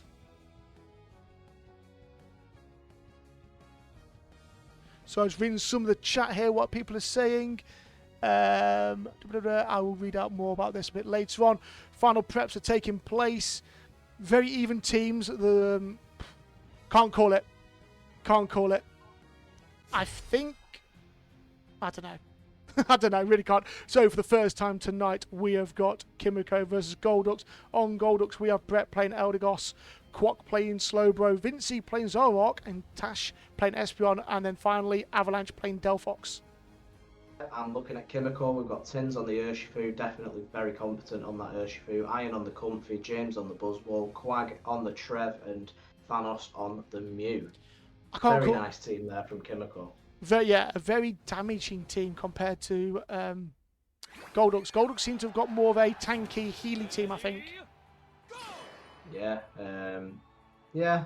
Golducks have gone for a more sustainable team, whereas Kimako are probably just going to go all out for this, try and get as much damage as Brawlers, that's the word for Kimako, gone for a brawling team. Oh yeah, definitely. Yeah, so both teams have gone to their lanes. It looks like we are going to see the Espeon and Eldegoss on the top lane and the Buzzwole. And, is there anyone with the Buzzwole? I don't think there is. No, he just walks in. It gets a nice little stack in, and he's going for his second stack. Now he's just been left to it, which is quite interesting. I don't know what's going on over here. Brett's getting a bit of a stacking, but Buzzwole comes in, and there you go. He's bullying him. Interesting. Yeah, definitely. Both teams just settling in here, contesting over the mid farm on the lanes and stuff, which is fair enough. Looks like Kimako are getting the majority of it. Looks like Tash is getting these stacks in there. Tash is going to get caught out of position there, though. Very nice there from Tins. Tins coming in with the Urshifu there. The jungle down bottom was nicely played, nicely caught them out, and they've got those dunks in. Nice. And up on the top lane, though, Comfy does join the Buzzwole, and Yeah, I was expecting a little bit more there, but he does return back. Then again, he is against the Espeon. He just needs to be careful because the Espeon's range and the damage it pulls out with the stuns is not to be taken lightly. Definitely, it looks like we are going to see the Buzzwole Comfy combination on the top. Definitely a strong combination. Yeah, both teams just, you know, feeling each other out. We are going to see mid-birds up in about 15 seconds, so it'll be nice to see both teams pushing for that, which it looks like they are. Kimiko's heading towards that area. They are all piling up. Kimako taking a bit of an early oh, Tash is there though. Tash is there. Tash takes no. Yeah, that was a Tins comes in with the Ocean. I think actually they take the majority of the farm. Tash did have a good idea there, but unfortunately didn't really plan out as much as she did take off the majority of the health of that middle farm. Then Tins coming in, sweeping it all up, taking the majority of it. Yeah, looks like they are going to break this goal as well. But look at the levels though. It is in favour of Golducks though, so far. Yeah, definitely. They have managed to farm up quite well, and you know, they've had a really good early start in this game, to be fair. Apart from Tins, who's obviously got his level 8, it seems more balanced on the Golduck side, which is quite interesting to see. So I'm interested to see how it pans out further on down the line. Both teams not really pushing hard, they're just feeling each other out, you know, waiting for those farms to come up, and then just, you know, when the farms come up, they then challenge. Mew comes in there with Solar Beam, I think it hits Vincey slightly. Now here comes the objectives, bottom objective up, and it's the Registeel. Oh, and what a kill there from Golducks. Golducks was taking it hard, but unfortunately there for slow. But that Comfy on the Urshifu is doing some bits. Kept him alive. Does look at the top here. Is MB James going to start it? No, he's not. He's going to wait. Down bottom, it has gone to Kimako. Kimako have taken the Registeel, and Buzzwole has engaged with Golducks. Looks like he's going to try and... Oh, nice ult there and taking him out. That was really needed for Kimako to stop the Golducks from trying to push on to that objective. Yeah, sorry I'm back. Just doing a couple of bits. Oh, yes, I saw.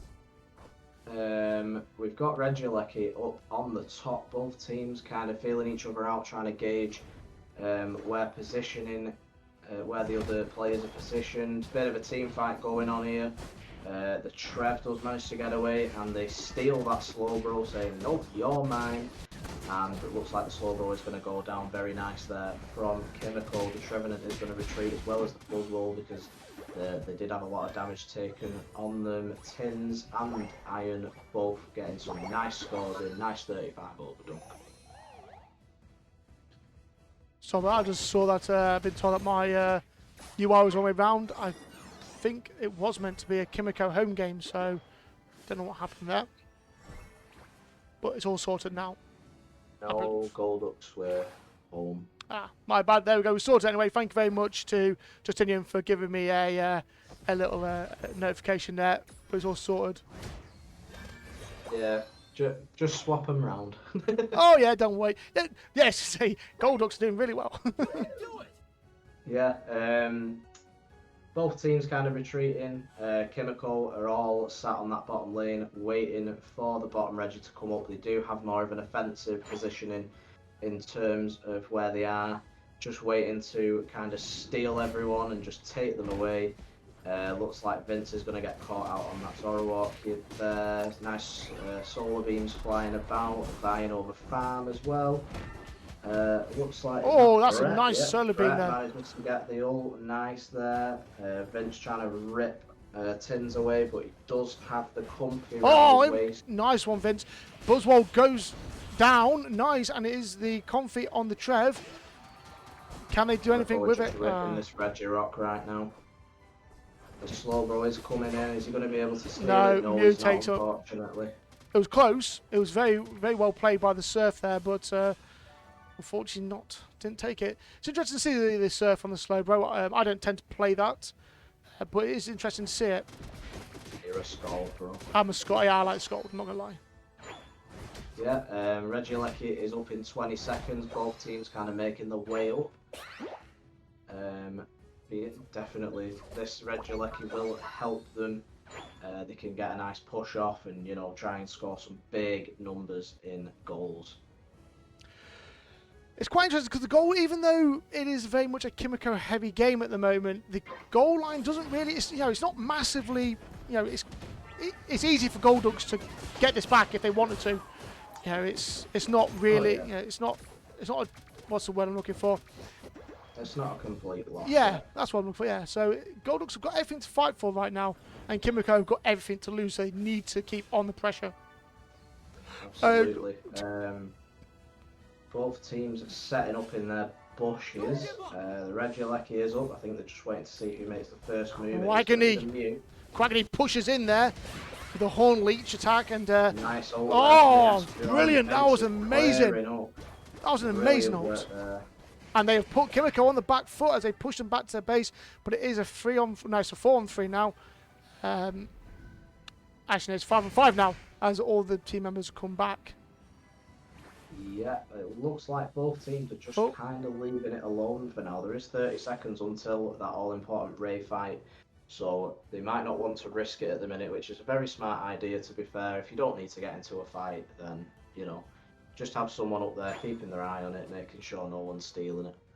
100%. It does look like they're going for this bottom Reggie. What Reggie is it going to be? Reggie Ice? No, it's Reggie still again.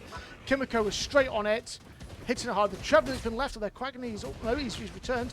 So this will be perfect, as I say, perfect time take, but did they get it? They didn't get it. Wow. Didn't get it. Wow. They were just short, and now they've sustained a tiny bit of damage, not much, but as we know, that can make all the difference. In terms of levels are more on Golduck's side. They do have 1 level on Kimako over all 10 Pokemon. Solar Beam in there from Gefanos. Nicely done. That Solar Beam's going to cause a lot of problem with that range. Be interested to see how they go. We've got a Rayquaza flying around the map. No, I'm joking. That's a Zoroark. It's always funny to see. It's always funny to see. You love to see Zoroark, things like that. Considering the goal difference, they're playing it very, very... Like, no one's Kimako are playing it quite, not lackadaisical, but kind of, not wanting to rush anything or, make any rash decisions. Nice ult from the Espeon there, does a nice bit of damage. Solar Beam, amazing again. Golducks, both teams even on the team fight here. Needs to get rid of that Mew, needs to get rid of that Mew. Is going to pick up some goals. The Mew does manage to ult, so they don't know where that Trevenant is while it's in that circle. Looks like Quack is going to go down here. Oh, gets away. No, he gets away. With 30, both 40... teams not wanting to push. I think Kimako might just want to defend this. If Kimako can defend it, that is amazingly well done. But Golducks needs to get on there. They need to push on it. Oh, up at the top here. Can he get a dunk in? Buzzwole is coming in. Can he? Oh, no. Oh, it's too late. No, unfortunately. Vincey could not get that 50 in. That would have been amazing if he could have done. Comfy is there, though. Indeed. And they are alone on that top goal. Oh, no. That's the ball. No, never mind. I'm being silly. It looks like they are trying to rip it now, but there's not much time left. The Mew does. Urshifu takes it. Wow. Oh, down the bottom here. Down the bottom here. Oh, down the bottom, yeah. Golduck's trying to get some scores in before Kimako managed to, but that is going to be time, and I think that was close. It's going to be a Kimako first game win. I believe so too. I think if Vincey would have got that 50 in, that could have been the difference between the game. No, they would have been close, but no. Whew. Nice game from Tash there on Golduck. She did very well as that Espeon. I love to see high-level Espeon play. Yeah, Tash did amazingly well there with the Espeon, but we've got to give it out to Kimako. Kimako had some amazing plays there. Urshifu doing that damage in the right place at the right time, but Iron with the Comfy, jumping around, healing and staking with its partner, so doing really well on both sides there. Yeah, definitely. Looking at the fine stats, we have Thanos with the most damage with 83,000. Not surprising, all those solar beams and electro balls were doing the business. Damage taken, looks like Quack took that one with 86,000 damage taken, and recovery goes to Iron, who is currently sat number 1 in terms of recovery. So very well done by all the players. It was a pleasure to watch that game. Thank you very much. Very, very formal there, SPV. No, I know it was, wasn't it? if we look at the stats, this one here, Kimako hit, and it was a massive increase there. They did seem to sit on the 215 for a long time. In fact, they sat on the 215 from literally around 5 minutes. 5 minutes into the game, they just stuck on 215, and that's where they stayed. Unfortunately for Gold Orcs, a little bit too late trying to get those goals in, but round 2 is going to be interesting because I think Gold Orcs could snag it here. I think this is where it's going to go 1-1. Yeah, it could be. Goals were starting to come alive there. Very well done. I mean, it's interesting to see because in the team fights and the leveling aspect, Gold Orcs did seem to have almost the upper hand on quite a lot of those games. They were able to, it was when they were picked off individually, is where they was like falling off, and it was, it was a shame that Vince didn't get that 50 in at the top there, but MB James did see Vincey up there and stopped him from getting that 50, which would have been 100 dunk in. So yeah, very well played by Kimako there. Good vision, good use of the map. Yeah, very good. Kimako are really good at things like that, those small little macro plays. Very good. But that's not really much you can say, really, apart from very well played by Kimako and Gold Orcs there. Yeah, really well played. I'm looking forward to this next round. Like I say, this game is everything for both teams to fight for. So round 2 is going to be very, very interesting. And not only are they fighting for that 3rd place slot, they're also fighting for the stats. Yeah, they're trying to get up those leaderboards. We do have the leaderboards in the PUCL Discord. Make sure you check that out. I'm going to drop an invite actually while we wait for Gold Orcs to come in. Why are you there? Why didn't you give us the leaders? While we're waiting for Gold Orcs to come in, why don't you give us the leaders or the current leaders of our stat leaderboard, which if they do become the top of that leaderboard, they will get an award and will be presented it in the award ceremony after game week 10. Absolutely. So looking at the top scorers, these haven't been updated for this current game week, by the way, just like to preface that. Top scorers, we have Loxy with 2,643 goals scored in terms of KOs, Justinian on 171 KOs. Top assists is Dead Broke Nerd with 239. Interruptions, Brett with 36. Sorry. Most damage given is Justinian with 1,767,000 damage. Most damage taken is Chi-Yu from Gold Orcs with 1,371,000. And most healing is Iron with 910,000 damage healed. Very impressive stats there from those players. Oh, 100% amazing stats. I'm looking forward to seeing who actually gets the top, because some of them are quite close. I know we've done the top 3, won't go into that because we are ready to go into round 2. But it'd be interesting to see after game week 10 where people sit, because it is quite close. Definitely. As we head into the ban phase for game 2, who do you think we're going to see, Mr. Reams? Or a Trev. Yeah, Trev could be a good one. A Trev ban. Urshifu is another good one. Urshifu, Mew, or Trev. Or what? 2 out of that group. Ban all the Pokemon. Just ban them all. Of them. Ban them all. I'm quite surprised we haven't seen. Slowbro, yeah. Good call.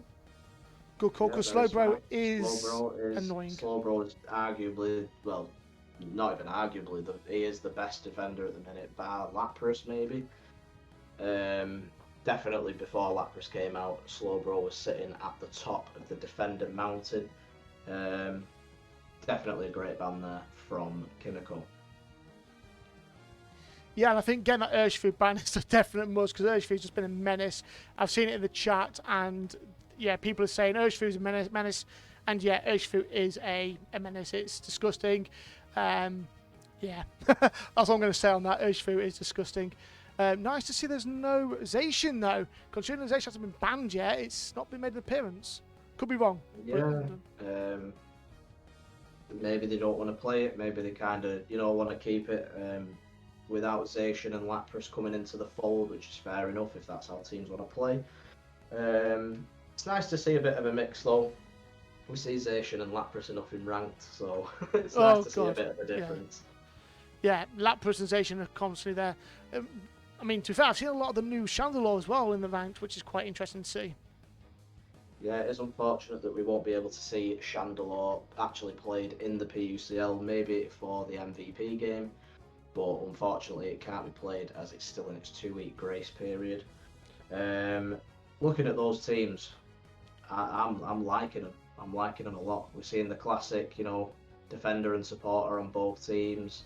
Quaggany loves his Snorlax. Quack loves their defenders as well, sitting on the Trevenant. Quaggany plays a good Snorlax. I believe they played, was it last week? I believe they played it, and yeah, did some really good blocks, which was quite interesting. But it's Avalanche coming there with the Guardi. That's going to be interesting because we know how disgusting Gardevoir can be, especially with the ult at the right time. Yeah, we've seen some naughty Gardevoir unites. I know one of them's sitting in the chat there. Big shout out to Justinian. Yes. But yeah, incredible. So getting into your teams, we have Comfy, Iron on the Comfy, Quaggany on the Snorlax, James on the Machamp, Thanos on the Espeon, and Tins on the Delphox. Nice to see Tins. For Golducks, we have Quack with the Trevenant, Tash Sylveon, Vinci with Buzzwole, Brett with Eldegoss, and Avalanche with Gardevoir.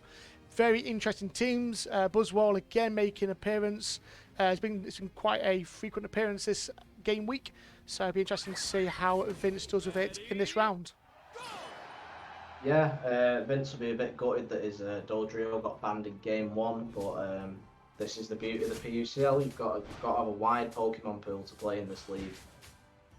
Yeah, and I think that's what makes us quite unique, and I like the fact that with the bans carrying over, it makes the teams really think about their tactics on when they play their mons, because if a team sees them doing really well with a certain mon, they're going to ban it. So it's like, do I play this mon last? Do I hold off on it? So yeah, it really gives the team something to think about. Definitely. Looks like Golducks are getting the early stacks in there. I know Buzzwole's already got 2 in, which is very nice for a Buzzwole there. You are going to want that attack. Iron as a Comfy. He's been singled out here as the 2 healers battle it out over on the Kimako base. Buzzwole just bans it, goes to the farm, and the Machamp comes back to help Iron out. Yeah, looks like the Machamp got the secure on that mid farm there. Heading over to the bottom lane. What's happening? Both teams kind of sitting there, feeling each other out. Obviously, Golduck's just sitting in the bushes, just waiting for one of them to overextend, which is fair play. Just seeing that most action is coming up top as those birds come in. I'm trying to see who got the majority of them, but it looks like actually it might have been Kimako who got the majority of them. Yeah, we see the Espeon is now in full effect, as well as the Sylveon for Golducks. They'll be happy to have got that level 4. I think they are playing Hyper Voice as well, maybe. I'm not entirely sure.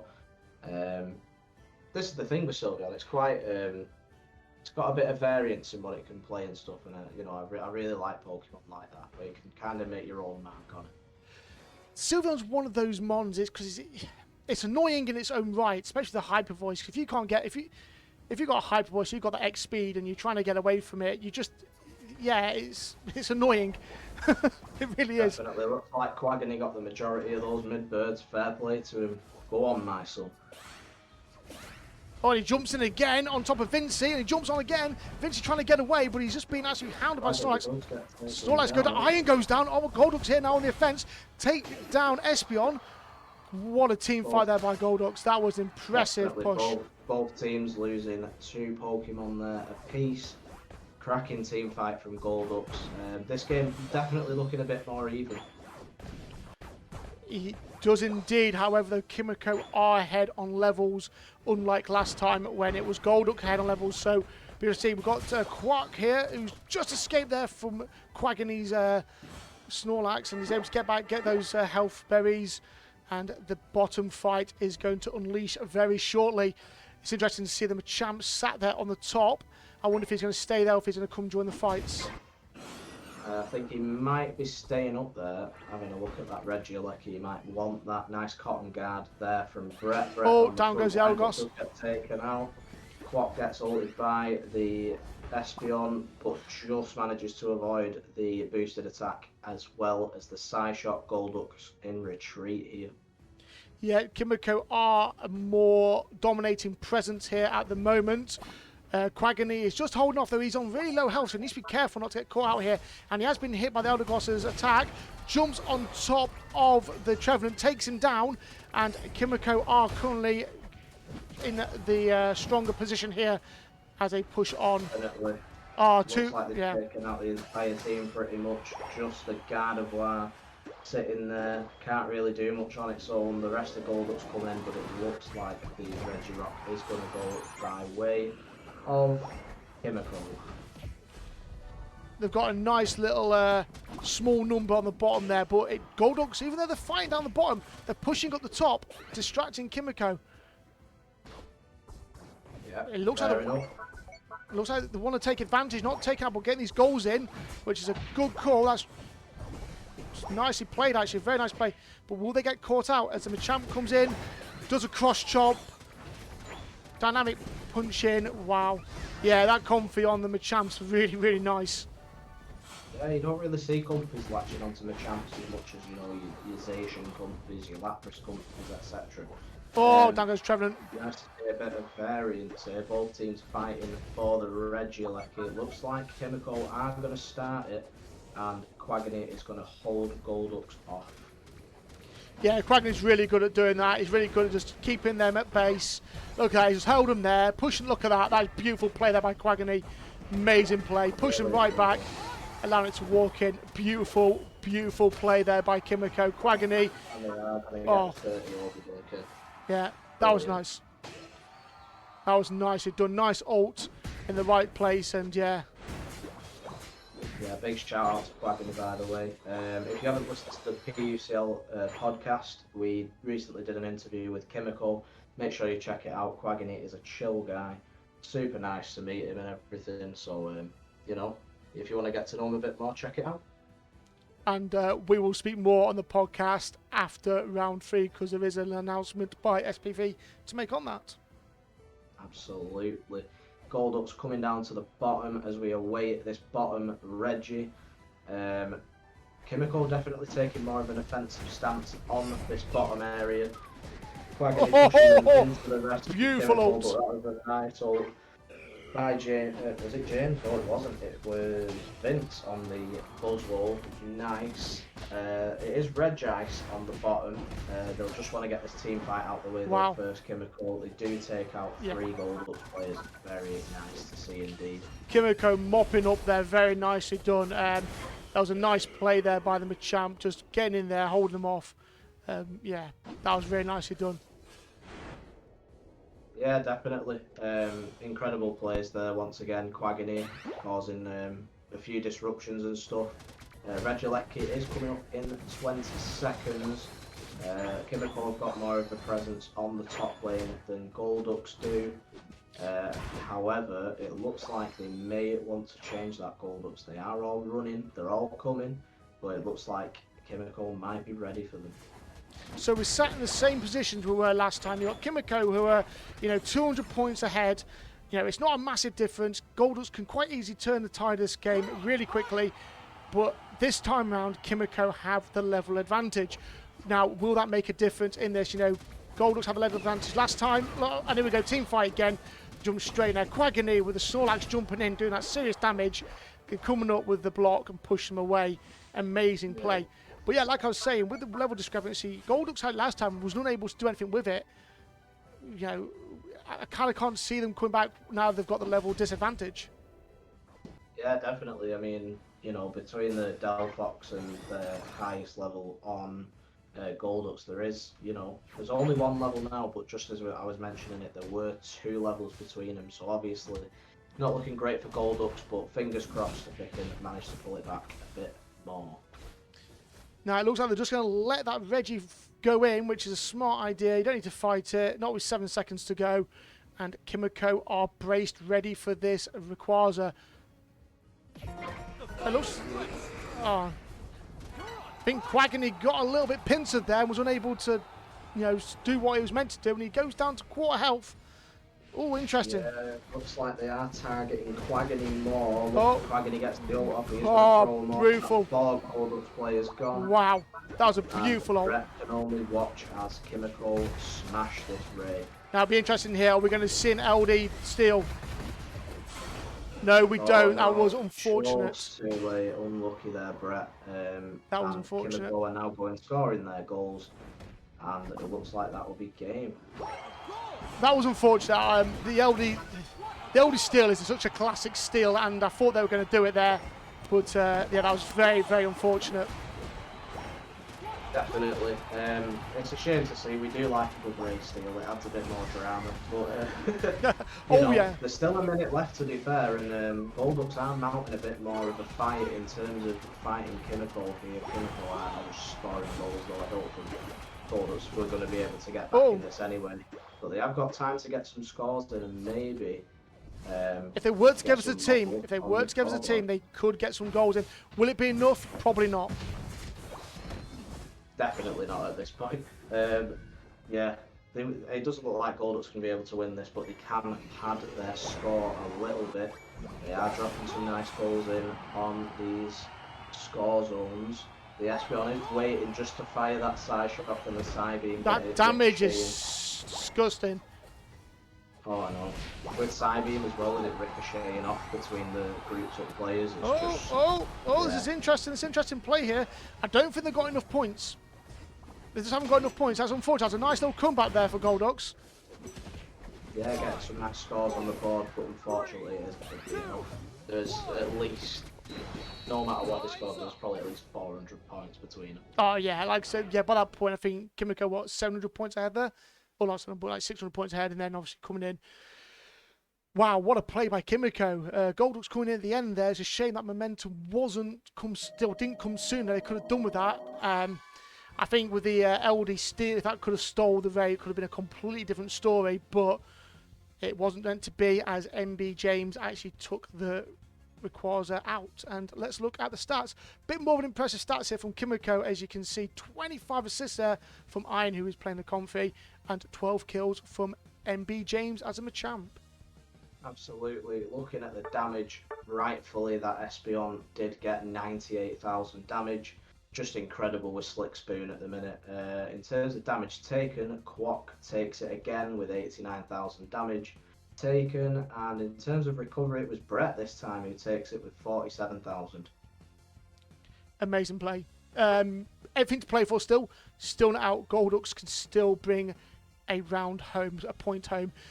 Unfortunately, it does mean that Kimako have won this game, but like I say, there's still that 1 point to play for. It looks like Kimako are going to lock in their third position in this league, as they do have a bye week next week, so they will get the 3 points in the league. So hats off to Kimako. You've had a fantastic season so far.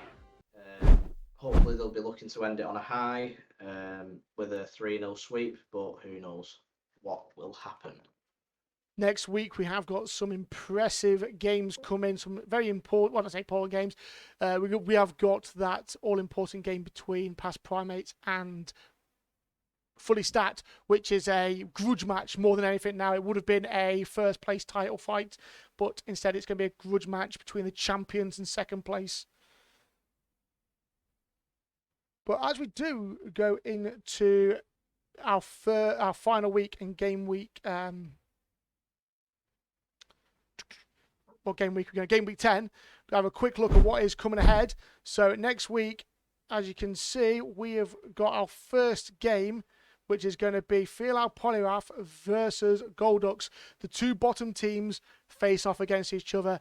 Poliwrath are going to want to fight hard here to gain some points and finish on a high note and end the season there. Same for Goldux. They're going to want to finish on a high, and they're going to be fighting hard. And then the main event for next week is Fully Stat versus Past Primates, a game which is not to be missed because it is going to be, well, it's going to be amazing. It's going to be like fireworks in November. It's going to be amazing. Yeah, definitely. Looking forward to these games in game week 10. It is going to be a hell of a game week. Yeah, and it's really sad because obviously that game week 10 does mean the end of season 1. I mean, I don't want to bark on about it because I don't want it to end. I would wish we could continue the season for longer, but unfortunately, we do need to end the season and do need to crown champion, which we have done. Absolutely, we'll do all the theatrics after the end of game week 10, and obviously with the awards ceremony as well, we will be awarding the championship to Fully Stacked officially. However, they have won the league. Hats off to them. Very well done. Oh yeah, 100% and very well deserved. While we wait for Kimako to come in to the game, we will say that the awards week will take place 2 weeks after the game week 10. There will be, so after next week's matches, there will be a break for a week. Then we'll return for the awards week. The awards week will consist of people coming in, and we have some chats with the captains and some of the team members of the actual teams in the PUCL, and we'll also talk about the future of the PUCL and where we go forward. And not only that, we have got the MVP fight, which will be Team Zapdos versus Team Rayquaza. We already have Team Zapdos, which I can show you now while we wait for Kimako to jump in, which they are almost in. So Team Zapdos' team is on the screen now. They will be going up against Team Rayquaza in the MVP match, and the MVPs will be released come next week. Absolutely. Let's get into the final game of game week 9. Golducks versus Kimako. Who have you got, Remus? You know what? Golducks. Come on, Golducks. The underdog. We like a good underdog story. Okay, mate. I reckon it's going to be a comfy ban. A comfy ban. I don't know about yourself, mate, but there's got to be a comfy ban here. Yeah, Comfy was definitely the decider in that, or a Snorlax as well, because Quaggany was just amazing in that last game with those blocks, just incredible. I tell you what, Quaggany, ever since jumping onto Kimako from the old X-Tap Blissey team, has come on leaps and bounds, and the Snorlax plays are amazing. Yeah, definitely. Just incredible by Quaggany. He is a very, very competent defender. There's the Comfy ban. And an Espeon ban. The Espeon ban. Interesting. Espeon is a very, very, very good ban. I will admit. Espeon is quite broken at the minute. Golduck's going for the Mew. Interesting. Quaggany and Iron. Let's see what they pick. So they can see they've got the Mew here. Mew's really good. I mean, Mew with that Solar Beam. Again, I'll say it time and time again. It's got disgusting range on it, and the damage. But yeah, especially against the squishy mons. Iron going for Blissey here. Interesting. Yeah, Iron's a definite. Iron is a support main. He does like his Blissey if he can't get that Comfy. Quaggany as well, going for his patented Snorlax. Very nice to see. Oh, Tash is picking the Venusaur. Do you think we'll be seeing a past Primate reconstruction here with a double Solar Beam? It could be happening. We don't know. Yeah, just who knows? Who knows? Let's hope we have a bit of fun though. Well, it looks like there's not much difference over on the Kimako side. However, you got Thanos picking the Pikachu. Interesting, and an XP share Pikachu at that, so they're going to be running support Pikachu. I've got to admit, I have started doing that myself, and it does work really well if you're paired with a 3-tier Mon or a Mon that needs that XP quick. Absolutely. Avalanche sitting on the Delphox, very nice to see as Tins picks up the Gardy, very nice. Interesting picks there by both teams. Are there going to be any swaps? Let's have a look-see here. Doesn't look like there's going to be any movement. Oh no, there is. Okay, so it looks like Vincey's taken the Venusaur, Quack taking the Trev, Brett taking the Mew, and Tash taking the LD. So they're the movements there. No movements on Kimako. So we are literally putting into the last parts now, this preparation, before we go on to tonight's final round of the night. Absolutely, very excited for this game. Come on, Golducks. Let's get the win. I love Kimako, I love Golducks. They're both very nice teams to deal with, but got to back the boys, got to back the underdogs. We like a good underdog story here in the PUCL, so let's hope they can take a point off Kimako. Let's go. Yeah, here we go now. We are now running into the game. So here are the teams for Golducks. We have got Quack playing Trevenant, Brett playing the Mew, and we've got Tash playing Eldegoss, Vincey playing Venusaur, and Avalanche playing Delphox. And we've got Iron on the Blissey, Quaggany on the Snorlax, James on the Machamp, Thanos on the Pikachu, and Tins on the Gardevoir. Very nice teams there. Oh, massively so, yeah. Looking forward to this game, not going to lie. Definitely. We see Vince flexing that gold ribbon on the Venusaur. Very nice to see. He's definitely got those hours in. And here we go for the last time tonight. The teams are off, getting into their lanes. I think Goldux, Goldux played a good game last one. Kimako definitely upped their game, which made it harder for Goldux to actually really make a massive impact. But the team fights have been extremely well played by both teams. So I'm hoping for Goldux to learn from those 2 rounds and come in with that counter, especially with this Mew and Venusaur. Definitely. Goldux just looking to get this bit of farming, get those levels up so they can start contesting some stuff. Both teams just settling into lanes. Looks like the Machamp on Kimiko's side has been trying to get those stacks in. Very nice to see. Yeah, he managed to get one attack weight on Machamp. Yeah, he got one dunk in there and was able to steal a little bit of farm as well. So it was nicely done for the Machamp. There's a bit of a fight here on bottom lane, but it looks like the players are going to split and head back to their goals. We like to see a bit of confrontation early on. It's a split jungle, split jungle. So you've got Goldux jungler going bottom, and you've got Kimiko's going top. So interested to see what develops here. Definitely. We like a good split jungle. Means that both lanes are in jeopardy of going either way, which is very nice to see indeed. Midbirds have gone. 30 seconds until the midbirds actually come up in the centre of the map. Tin's just getting his jungle, not doing much. Yeah, both teams still just settling in. Looking at the top lane though, it looks like Kimako are trying to mount a bit more of a push, trying to steal some farm, which James does successfully there against the Venusaur. Vince actually not being able to level up to Ivysaur yet. Okay, we've got 5 seconds till the middle bird's up, and both teams are in position, ready to go. Kimako got the better position, and Quack goes in for the jump, but the Mew comes in with the barrier, pushing him back. That was an amazing play there. Good stoppage on the on Quaggany's attack there. That was very well played there by Brett. Yeah, very nice to see. While the midbirds were going on, James managed to get a score in on the top, about 20 or something like that. Nicely done by James there, just getting the farm in. Hell of a team fight on the bottom. Kimako mounting an impressive push there. Looks like the Pikachu Fox comes in. Go. No, sorry, it was the Trev. The Trev has gone down. The Mew fires him across the goal. Pikachu scores 30, and I think that's going to be the end of that push.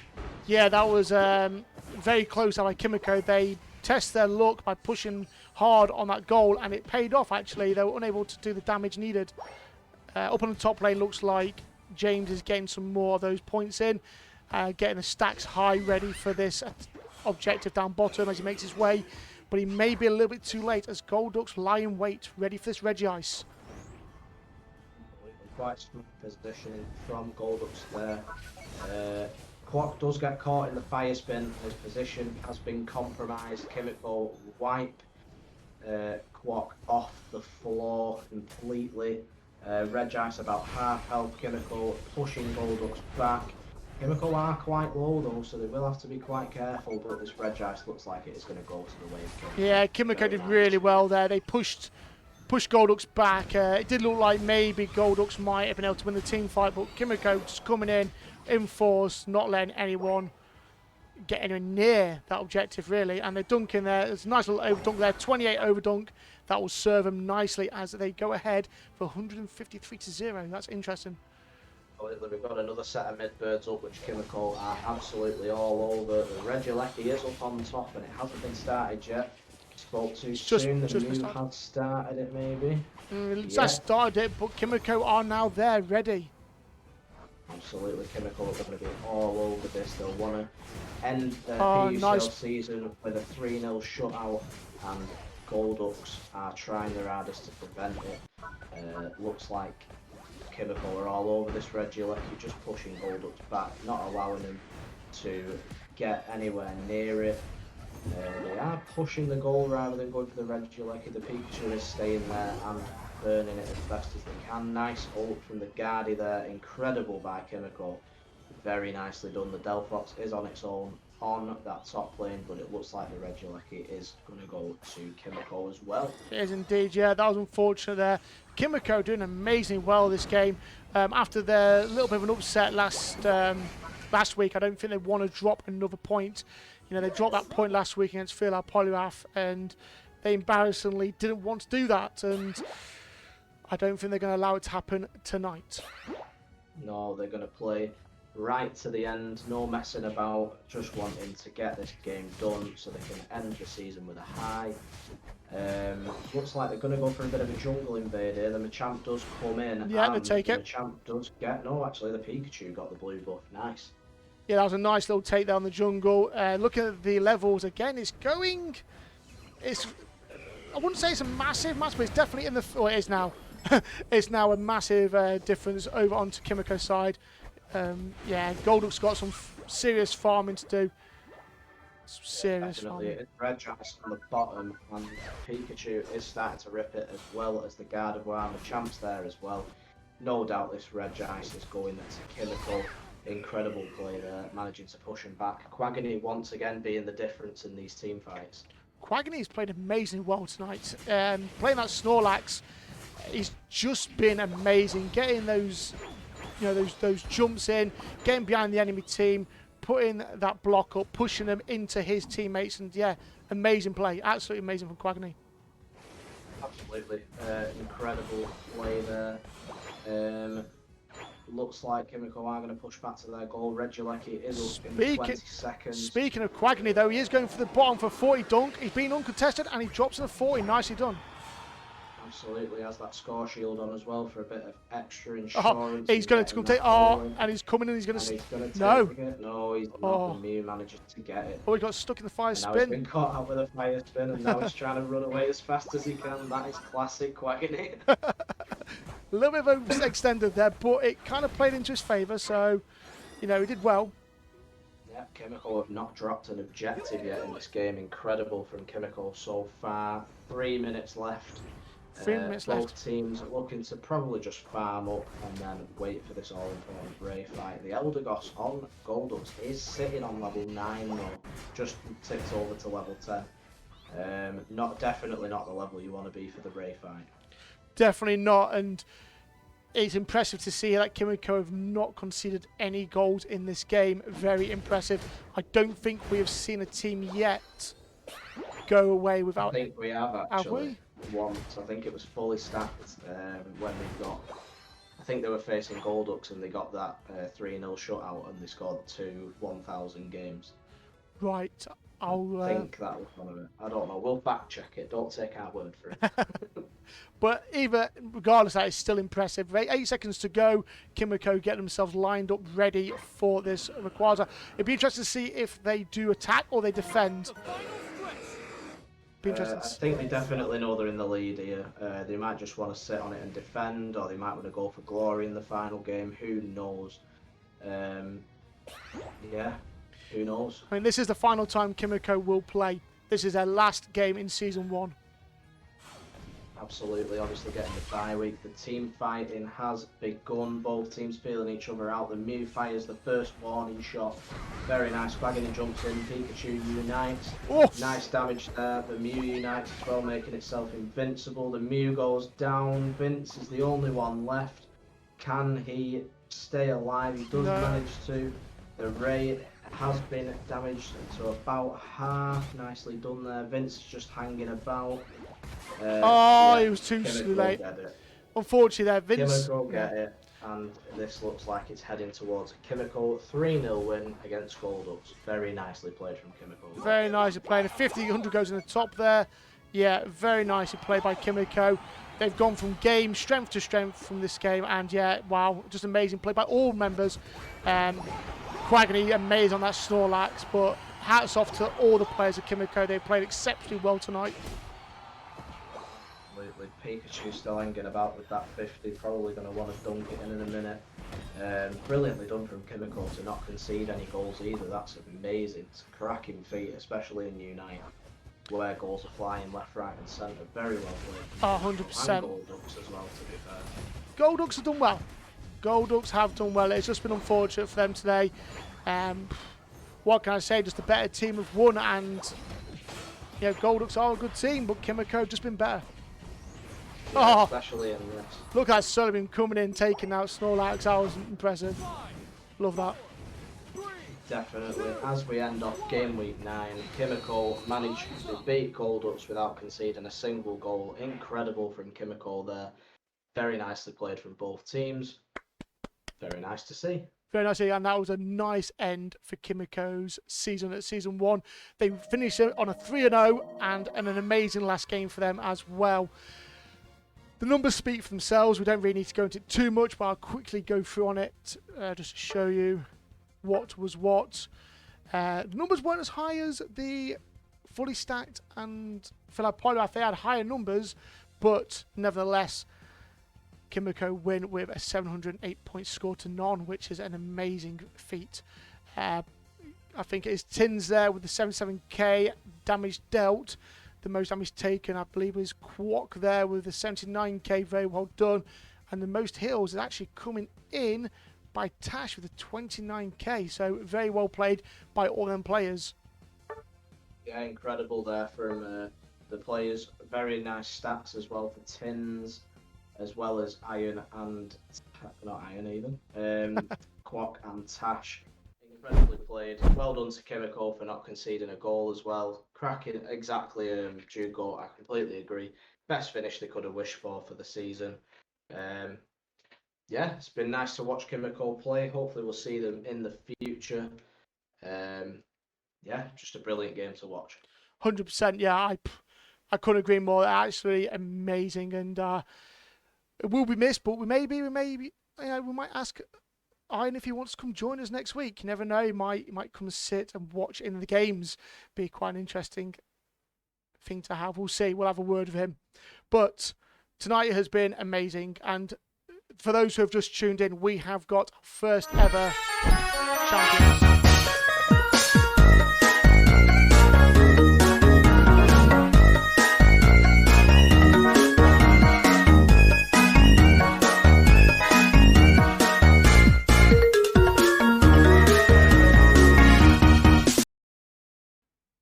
And yeah, and then for those who have just tuned in or missed the first half of our stream, Fully Stacked are the first ever PUCL champions. Congratulations to them, and congratulations to all the winners tonight. However, that is not the end of the story. It's not the end of Season 1. We have still got one more game week to go. So please tune in next week. Next Sunday, we'll be here same time as we have the matches, and I'll pull them up now. We have got Poliwrath versus Gold Ducks first, which is going to be a battle at the bottom of the league. And then we have got the champions Fully Stacked taking on second past Primates. A grudge match to see who is better. That'll be an interesting one, so please do not miss it. Also, SPV podcast. Do you want to do an announcement for that, my friend? Absolutely. So, if you haven't already, please do check out the Pokemon Unite Challengers League podcast. It is a recent project that we've started where we're going to be discussing any news from the league, as well as interviews with the teams, players, and any affiliates of the league. We have 2 episodes out at the minute. We have the intro episode where me and Remus just kind of talk about the league, how it started and things like that. And in the second episode, we had an interview with a couple of the guys over at Kimako Esports, who we've just watched there. All nice guys, cracking interview. Fully enjoyed being in their company, and we have a new episode coming out at midnight, which is a full team interview with our second place team, Past Primates. All brilliant guys, so super nice, amazing people to talk to and stuff like that. Just speaking about how they found the league so far, how they feel they've improved their team, etc. So please do make sure to check that out at midnight. I will find the link and I will drop it in. Brilliant. I can't wait to hear that for myself, because unfortunately I was unable to make that interview. But Thank you very much, everyone, for tuning in tonight. It has been a pleasure, as always. I'm Wolf Remus, and with me tonight is SPV. Thank you very much. Have a good night. Take care, and we'll see you next week. Absolutely. Do take care of yourselves. We will see you later. Goodbye.